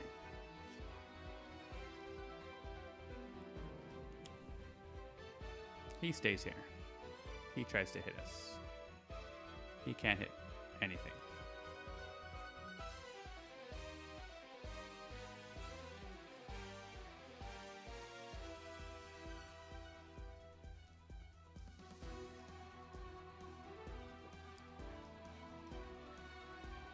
Can't even hit legacy normally.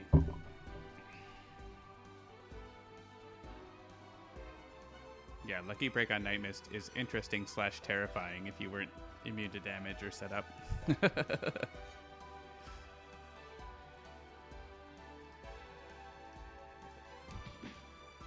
Should be in a pretty good place for boss here. Can't deal ourselves damage because of Heroic Interception.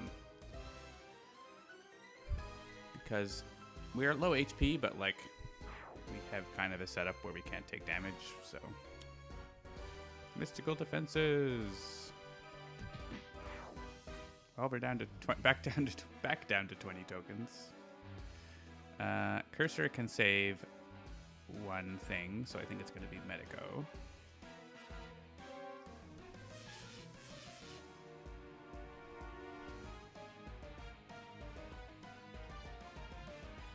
Nothing in the Scion here, which was a known outcome. Stout barrel, sure. Got a fruit fly who enjoys my beer, and I don't enjoy him. Sure, deal 2 damage to OblivAeon. Does anyone want to discard a card for some reason? I don't think so.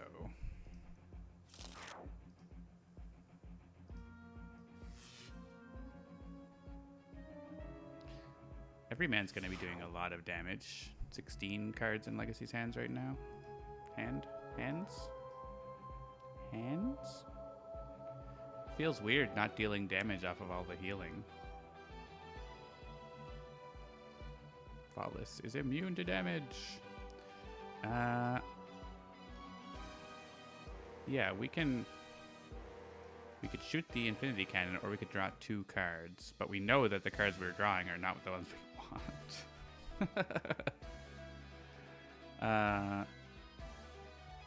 We could draw Enlightenment and play it.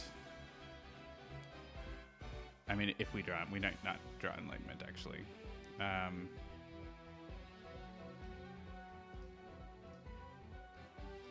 Legacy doesn't have any more card draw in his hand. We know that we have Takedown on top, or sorry, Legacy Ring on top. These powers are useless. We can stack Nightmist deck so that she can play Enlightenment and a high magic number and get Legacy to draw more cards. If the top 2 cards of her deck are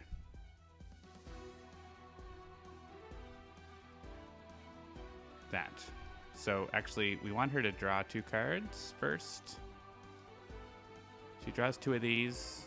Either it's Enlightenment and something else, or not Enlightenment, which means Enlightenment's one of the two cards. Then we can arrange the two cards, and if we drew Enlightenment, we can play it, but if we didn't, then we can't. So that's kind of it. So we need to draw both. Use the 2-card draw, I think.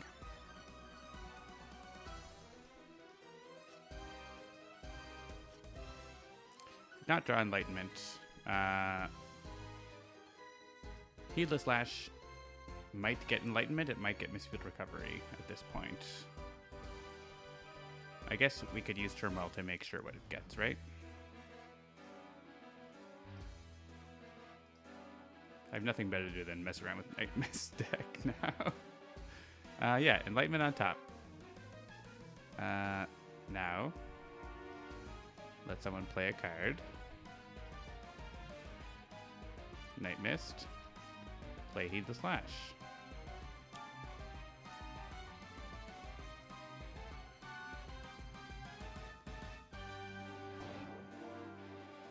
Put that in play.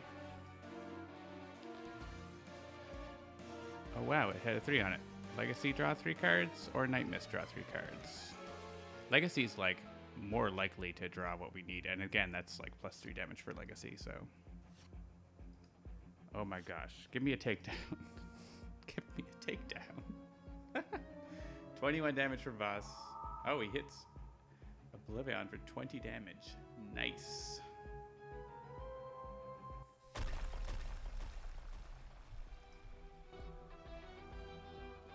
Oh no, he destroyed an environment. Whatever will we do?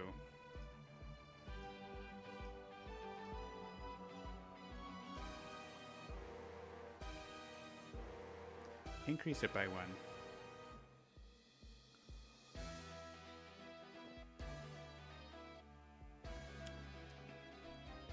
He summoned a Scion, but there's no Scions.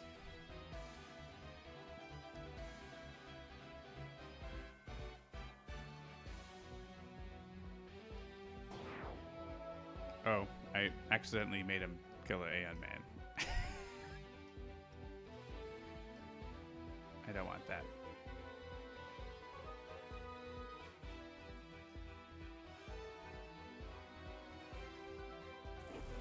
Leave the Aeon Man alone. Oh, he's down below 12 at least. He was at 25, right? Like, he's gonna destroy 2 environments. Should I bother getting rid of Impending Doom? It seems bad, right? I could just destroy it with destroy an ongoing card.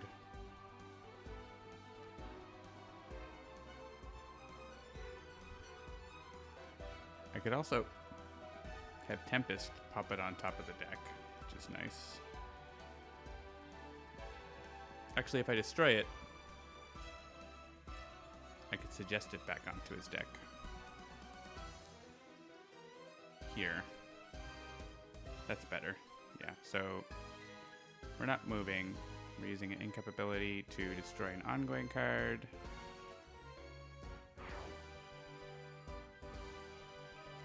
And then, I don't know, stuff. Regenerate.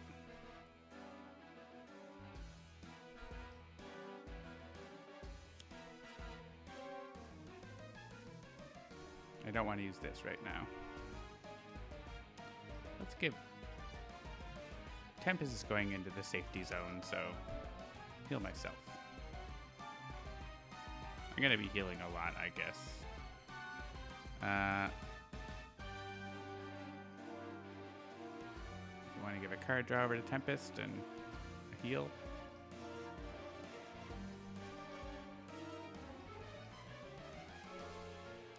Just play this fun time boy. What's... Yeah, Tempest can play Genebound Shackles. It's pretty sweet. I guess Tempest could have played Into the Stratosphere here. He can just play it on his turn, though. Oh, no, he wasn't going to play Into the Stratosphere. We're going to play Suggest. I guess Into the Stratosphere is better because then we can suggest it again later. I don't know what's better.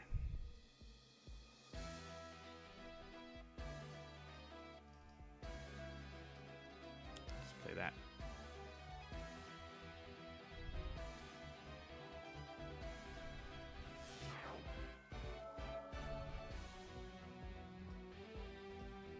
Kill my Chronoist. I don't want him to get killed.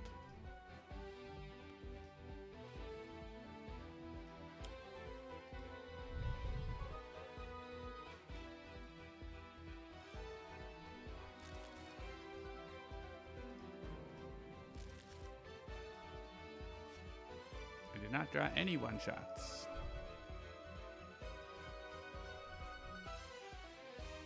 Yes, second battle zone.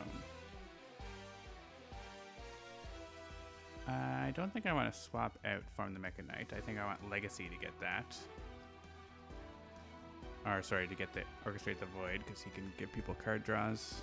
Yeah, we want to suggest, right? We want to let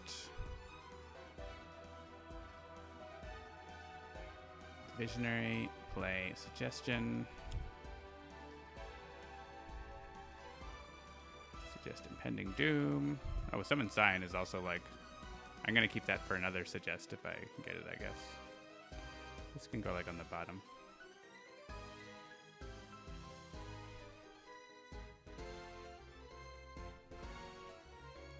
Regular card play.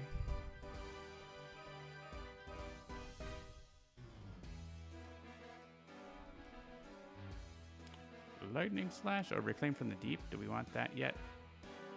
We wanted that for like when we actually... Oh no, we can actually get...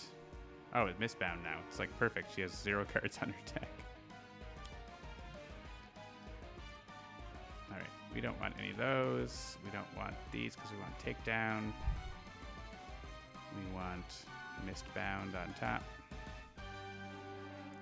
Let's grab Suggestion back because we need that.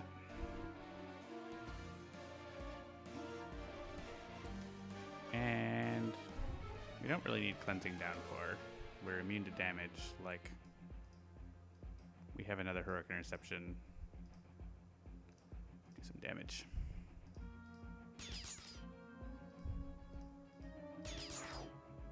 Why the Shackles? So that when we start hitting boss, we kill boss faster. We love our Shackles and we hate boss. We need nothing else to play.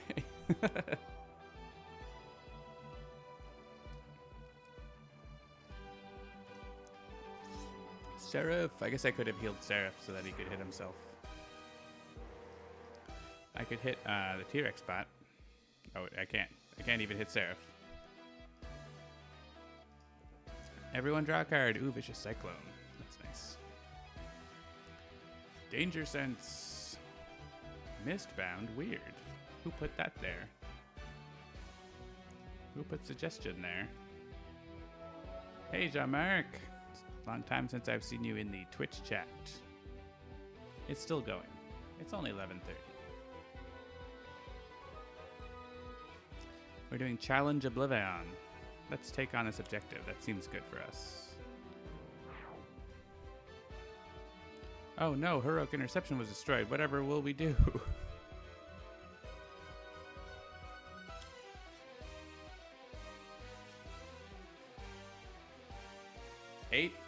Eight cards in my deck. 2 of them are Takedown. Come on. Come on.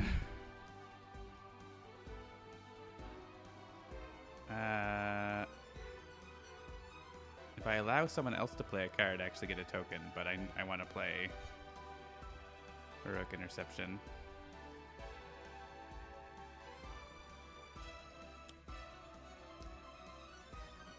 I'm not going to play Mistbound for 1 turn. We will take our chances on that.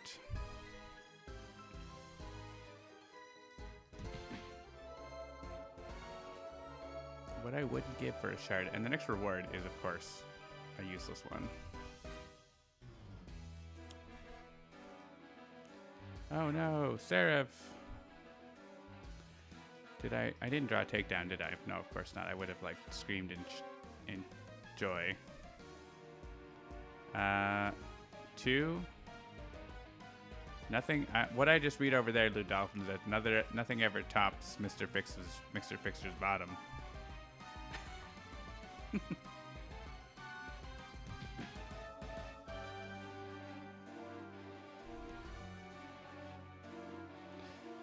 All right. I guess we take on the objective because that's just as good as shuffling. I just need to keep making legacy draw cards, and eventually families don't know what the thing I said means, so the thing I said didn't mean anything anyways, so it's okay. We're gonna play Mistbound. We're gonna discard stuff. I guess we want to keep our equipment in case the Hairdara comes around. Select a deck, OblivAeon.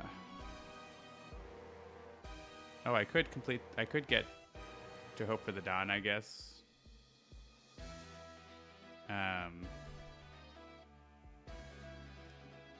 It's not a great card, though.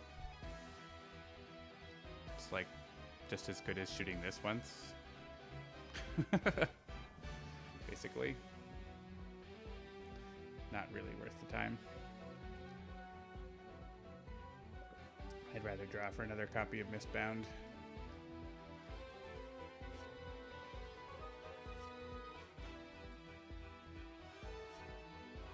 We've got time.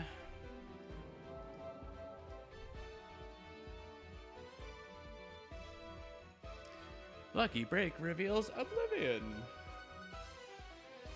Good job, Lucky Break. Oh, and we have Enlightenment. We can play that. So we can... Right, this is playing a one-shot.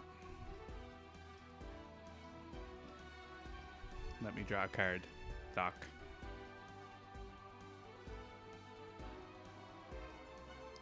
Give me Takedown. I mean, I don't need it now, but like, it would also stop the Scion deck.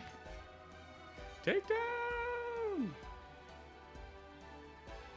Stopping the Scion deck is worthwhile.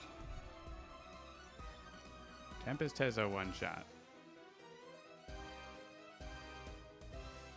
We could reclaim Mistbound. We could reclaim Bolster Allies, which lets Legacy get tokens. You just have 2 Bolster Allies literally there. Let's just make progress to the end. The boss is not going to know it hit him.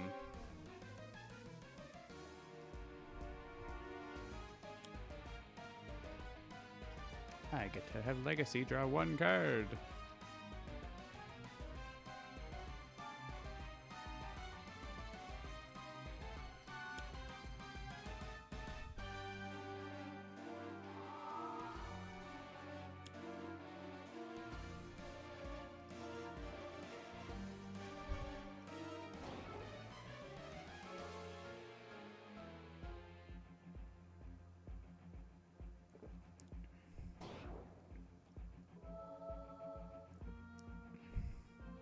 I guess if I can defeat OblivAeon here, the Scion deck won't play cards because there's no Scions left.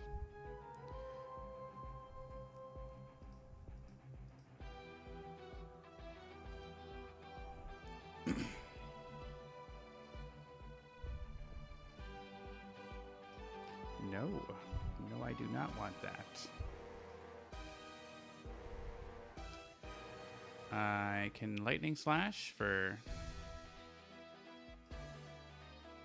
7 damage or whatever that is. Oh, T-Rex Bot has a lot of damage, so I think we just do whatever, basically.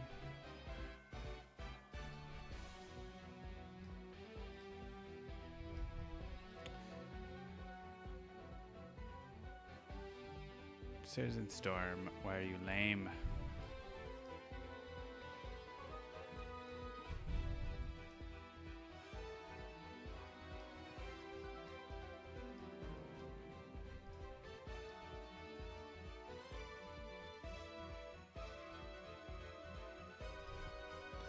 Lightning Slash! And T-Rex bot has it for sure.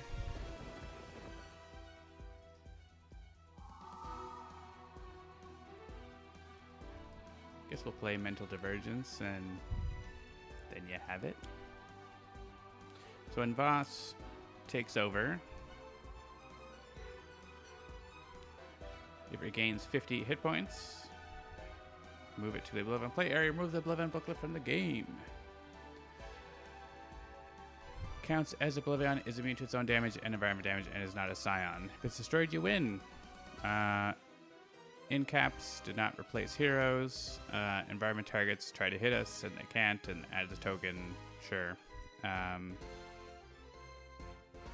He comes over to the zone with the most hero targets and deals each hero target 6 damage. So good luck with that, Voss. I really hope you do your best. Let's reveal the top 2 cards of, I don't know. Does anyone want an ongoing card from their trash? I would like Twist the Ether, but it's not there yet. I guess we have our takedowns. We could get back another heroic interception.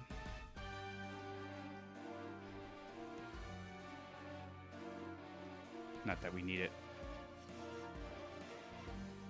But then you have it. Oh, and I can use another power because I forgot that that's a thing I can do because I never had another power for the whole game. Yeah, okay. The block. Sure. Have a time crazed prisoner to do no damage. And OblivAeon! We win! What?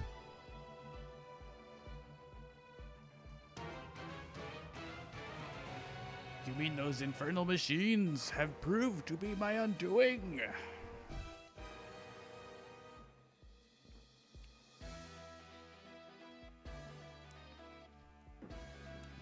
Everyone deals themselves damage except doesn't do anything.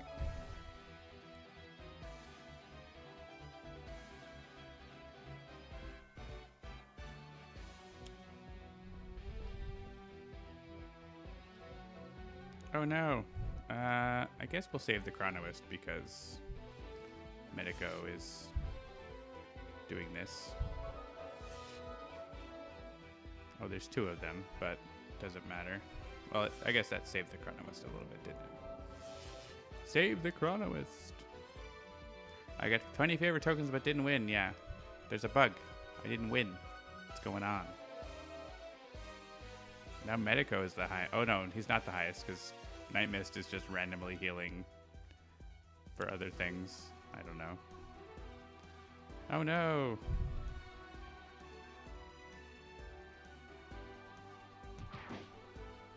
Oh, it killed itself as well. I forgot that happens. We're immune, so I'm not too worried about it. Oh yeah, we all get to use powers. That's what happens on the Scion turn now. Hey Tempest, want to use a power? Probably. Destroy my cards. I wonder if Mecha Knight Ultra Strike will be useful.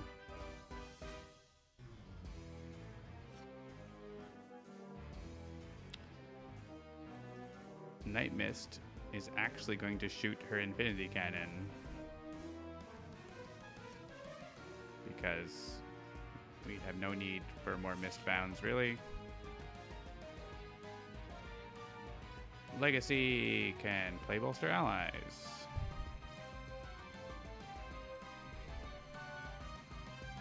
Get more tokens. Because we certainly need Orchestrate the Void. What'll we do without it? So we could probably... I know there was an issue because with Takedown not working against boss, you couldn't actually get him on lockdown, but we can have him on lockdown now and like earn all the rewards if we wanted to. I don't think I'm going to do that though. want to get the other copy of Heroic Interception. Oh, we need to click on Visionary.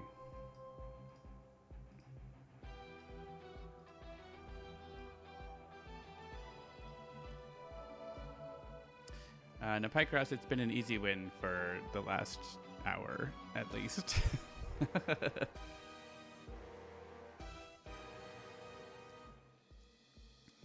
Basically, since we had Legacy had even lead from the front next evolution, like that was enough to just win the game at that point, basically. And then we had Heroic Interception and Arataki, which is just ridiculous. So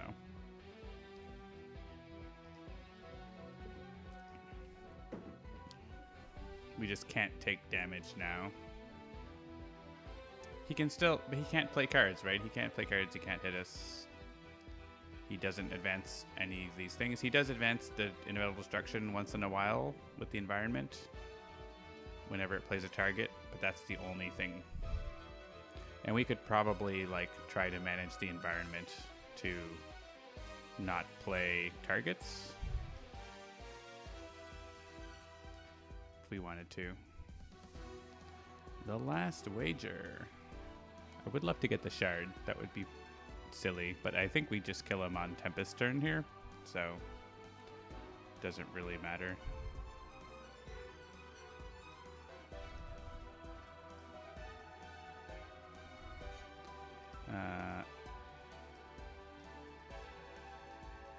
Yeah, there's nothing. Oh, we could play Vicious Cyclone. Let's do that.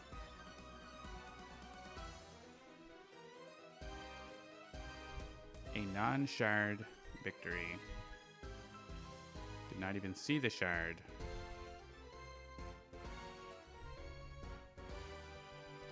You could bounce this actually off Legacy's power if you wanted for a token on Orchestrated the Void, but we already got it, so it's not really needed.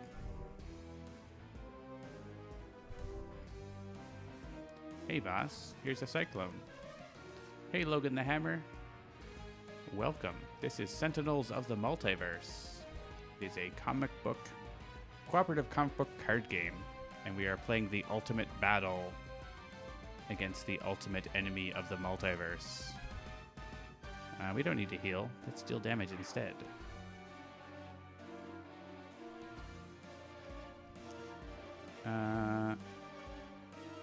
This seems good. Everyone regains 1 HP. Do they?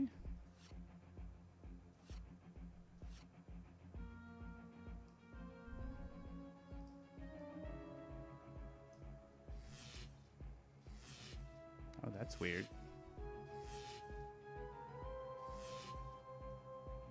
We could also earn all the rewards King Banhammer if we wanted to, because we have Voss on lockdown where he can't damage us and he can't play cards for the rest of the game. But it's already getting a little bit late, I suppose.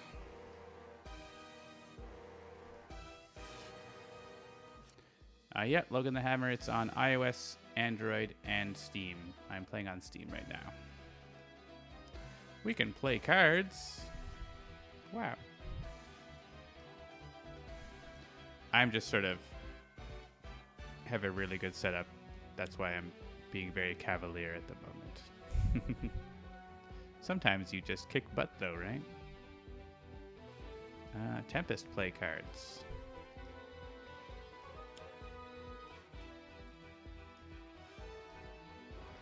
Yeah, I think Tempest turn is the last turn. Maybe we'll get Wager Master's help finally.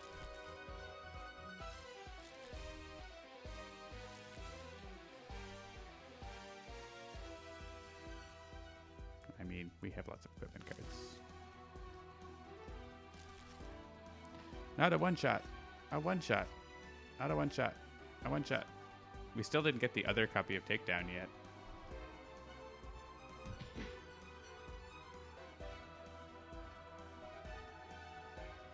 I wonder... Legacy has 22 cards in hand and 4 cards in his deck. One of them's that Takedown. The last one.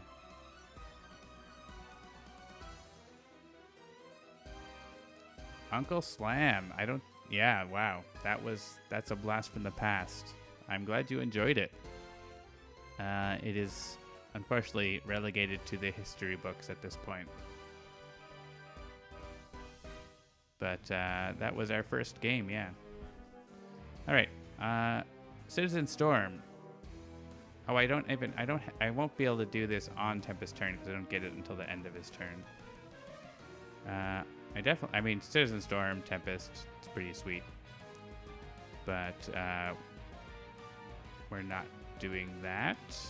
Oh, I guess I could have traded for Mecha Knight so Medico had it, but we don't want Medico to have it, do we? Do you mean presidential pugilism? No, it's not the name. So we might not win on Tempest's turn here, actually. I guess we'll just shuffle the mission deck. Shattering Blow! It exists.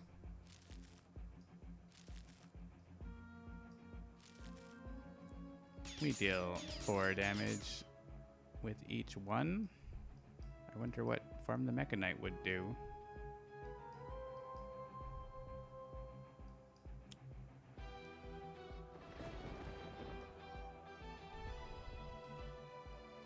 Oh yeah, each hero target regains 2 HP.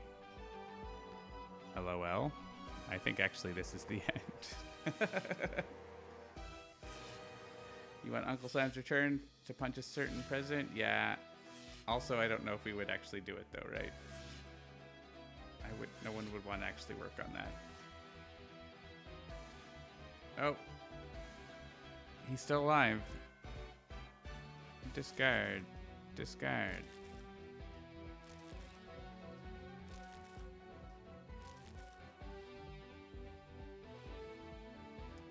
Alright. Tempest. Well, we could take Shattering Blow, but we're not going to do that. We're going to let Tempest use a power. And Tempest is going to form the Mecha Knight. He's actually in the Mecha Knight as well. And we will deal 20 damage to Voss, which is more than enough. Legacy was going to do like 30 at least on his turn. I did not need Shattering Blow. I mean, it would have been great when OblivAeon had 25 tokens. That would have been pretty sweet. I think if we had it when OblivAeon had 25 tokens, that's like you hit OblivAeon like 3 or 4 times and he falls down. You'd hit Voss 3 or 4 times and he falls down. That'd be pretty nice. We did it. We had a very lucky start there with being able to flip the shield immediately due to a handy OblivAeon, and then Nightmist made it all the way, being at 1 HP for most of the game. That's how Nightmist works. Thanks, Logan the Hammer. Yeah. Uncle Slam was like our first foray into making games, and we actually showed it off at Penny Arcade Expo 2011, and our booth was next to the company that makes this game, Sentinels of the Multiverse. And so that's how we actually got into this game. I like bought the game there and met the guys and played it, and we were like just bothering them for years to make the digital version. And then we did, and it became sort of what we do is make digital board games. So none of this would have happened without Uncle Slam. Is really like cannot emphasize that enough. Like without Uncle Slam, we would never have made Sentinels. We probably would have never made any other. We probably would have just gone into business. And would like I might have probably ended up playing Sentinels someday and liking it and whatever. Like I probably would have gotten into the community and everything, but it wouldn't have been a digital tabletop developer and all of that. So you never know what happens on your life's path. So Uncle Slam saved the multiverse. Exactly. It's true. We do have we still have the source code and all the files for it and everything. We could potentially revive it someday, but maybe in a future reality that'll happen. We'll see. It take a lot of work.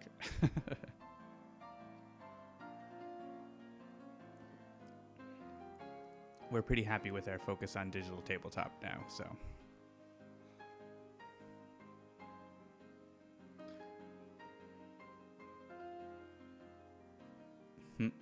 Yeah, it's a interesting story for sure. It's something we like to tell, is the story about how we came, even about how we like made Uncle Slime in the first place is a interesting story, and then how we got to Sentinels from that. And I think you can like look at like we made Sentinels and then we made more digital board games. We keep doing digital board games is sort of obvious, but that is definitely a strange twist of fate in the origins of it. All right, reminiscing. So we also are looking forward to the 6th anniversary of this game, which is next week. This update with challenge modes is going to be out next week. It's got 16 new achievements. We're going to be making an announcement this week. I'll give you a little sort of sneak peek. There's going to be planning on a contest for achieving the new achievements. So if you want to think about what the achievements might be, maybe start unlocking the ones you haven't unlocked in case there's a prize for having 100% on your achievements. I don't know. But we're going to be releasing the list of achievements so you can start planning out like what your strategy is for trying to get on the Hall of Fame, because there's going to be a lot of different ones and a lot of things you might want to think about if you want to participate in the contest. So yeah, I won't give all the details right now, but something to wet your whistle, I suppose. So that is going to be all it for tonight. We defeated Voss and OblivAeon on challenge mode. Well done, team. Killed all the Scions. Mostly like Ian Master was the only one we like. I guess Ian Master and maybe Faultless were the only ones who like intentionally attacked. A little bit, Nixius because he was annoying, and Tokens and Imperion because he actually damages other things for you. But mostly just collateral damage really there. So, and all these heroes helped out in their own ways, but it was really like Legacy, obviously, Nightmist.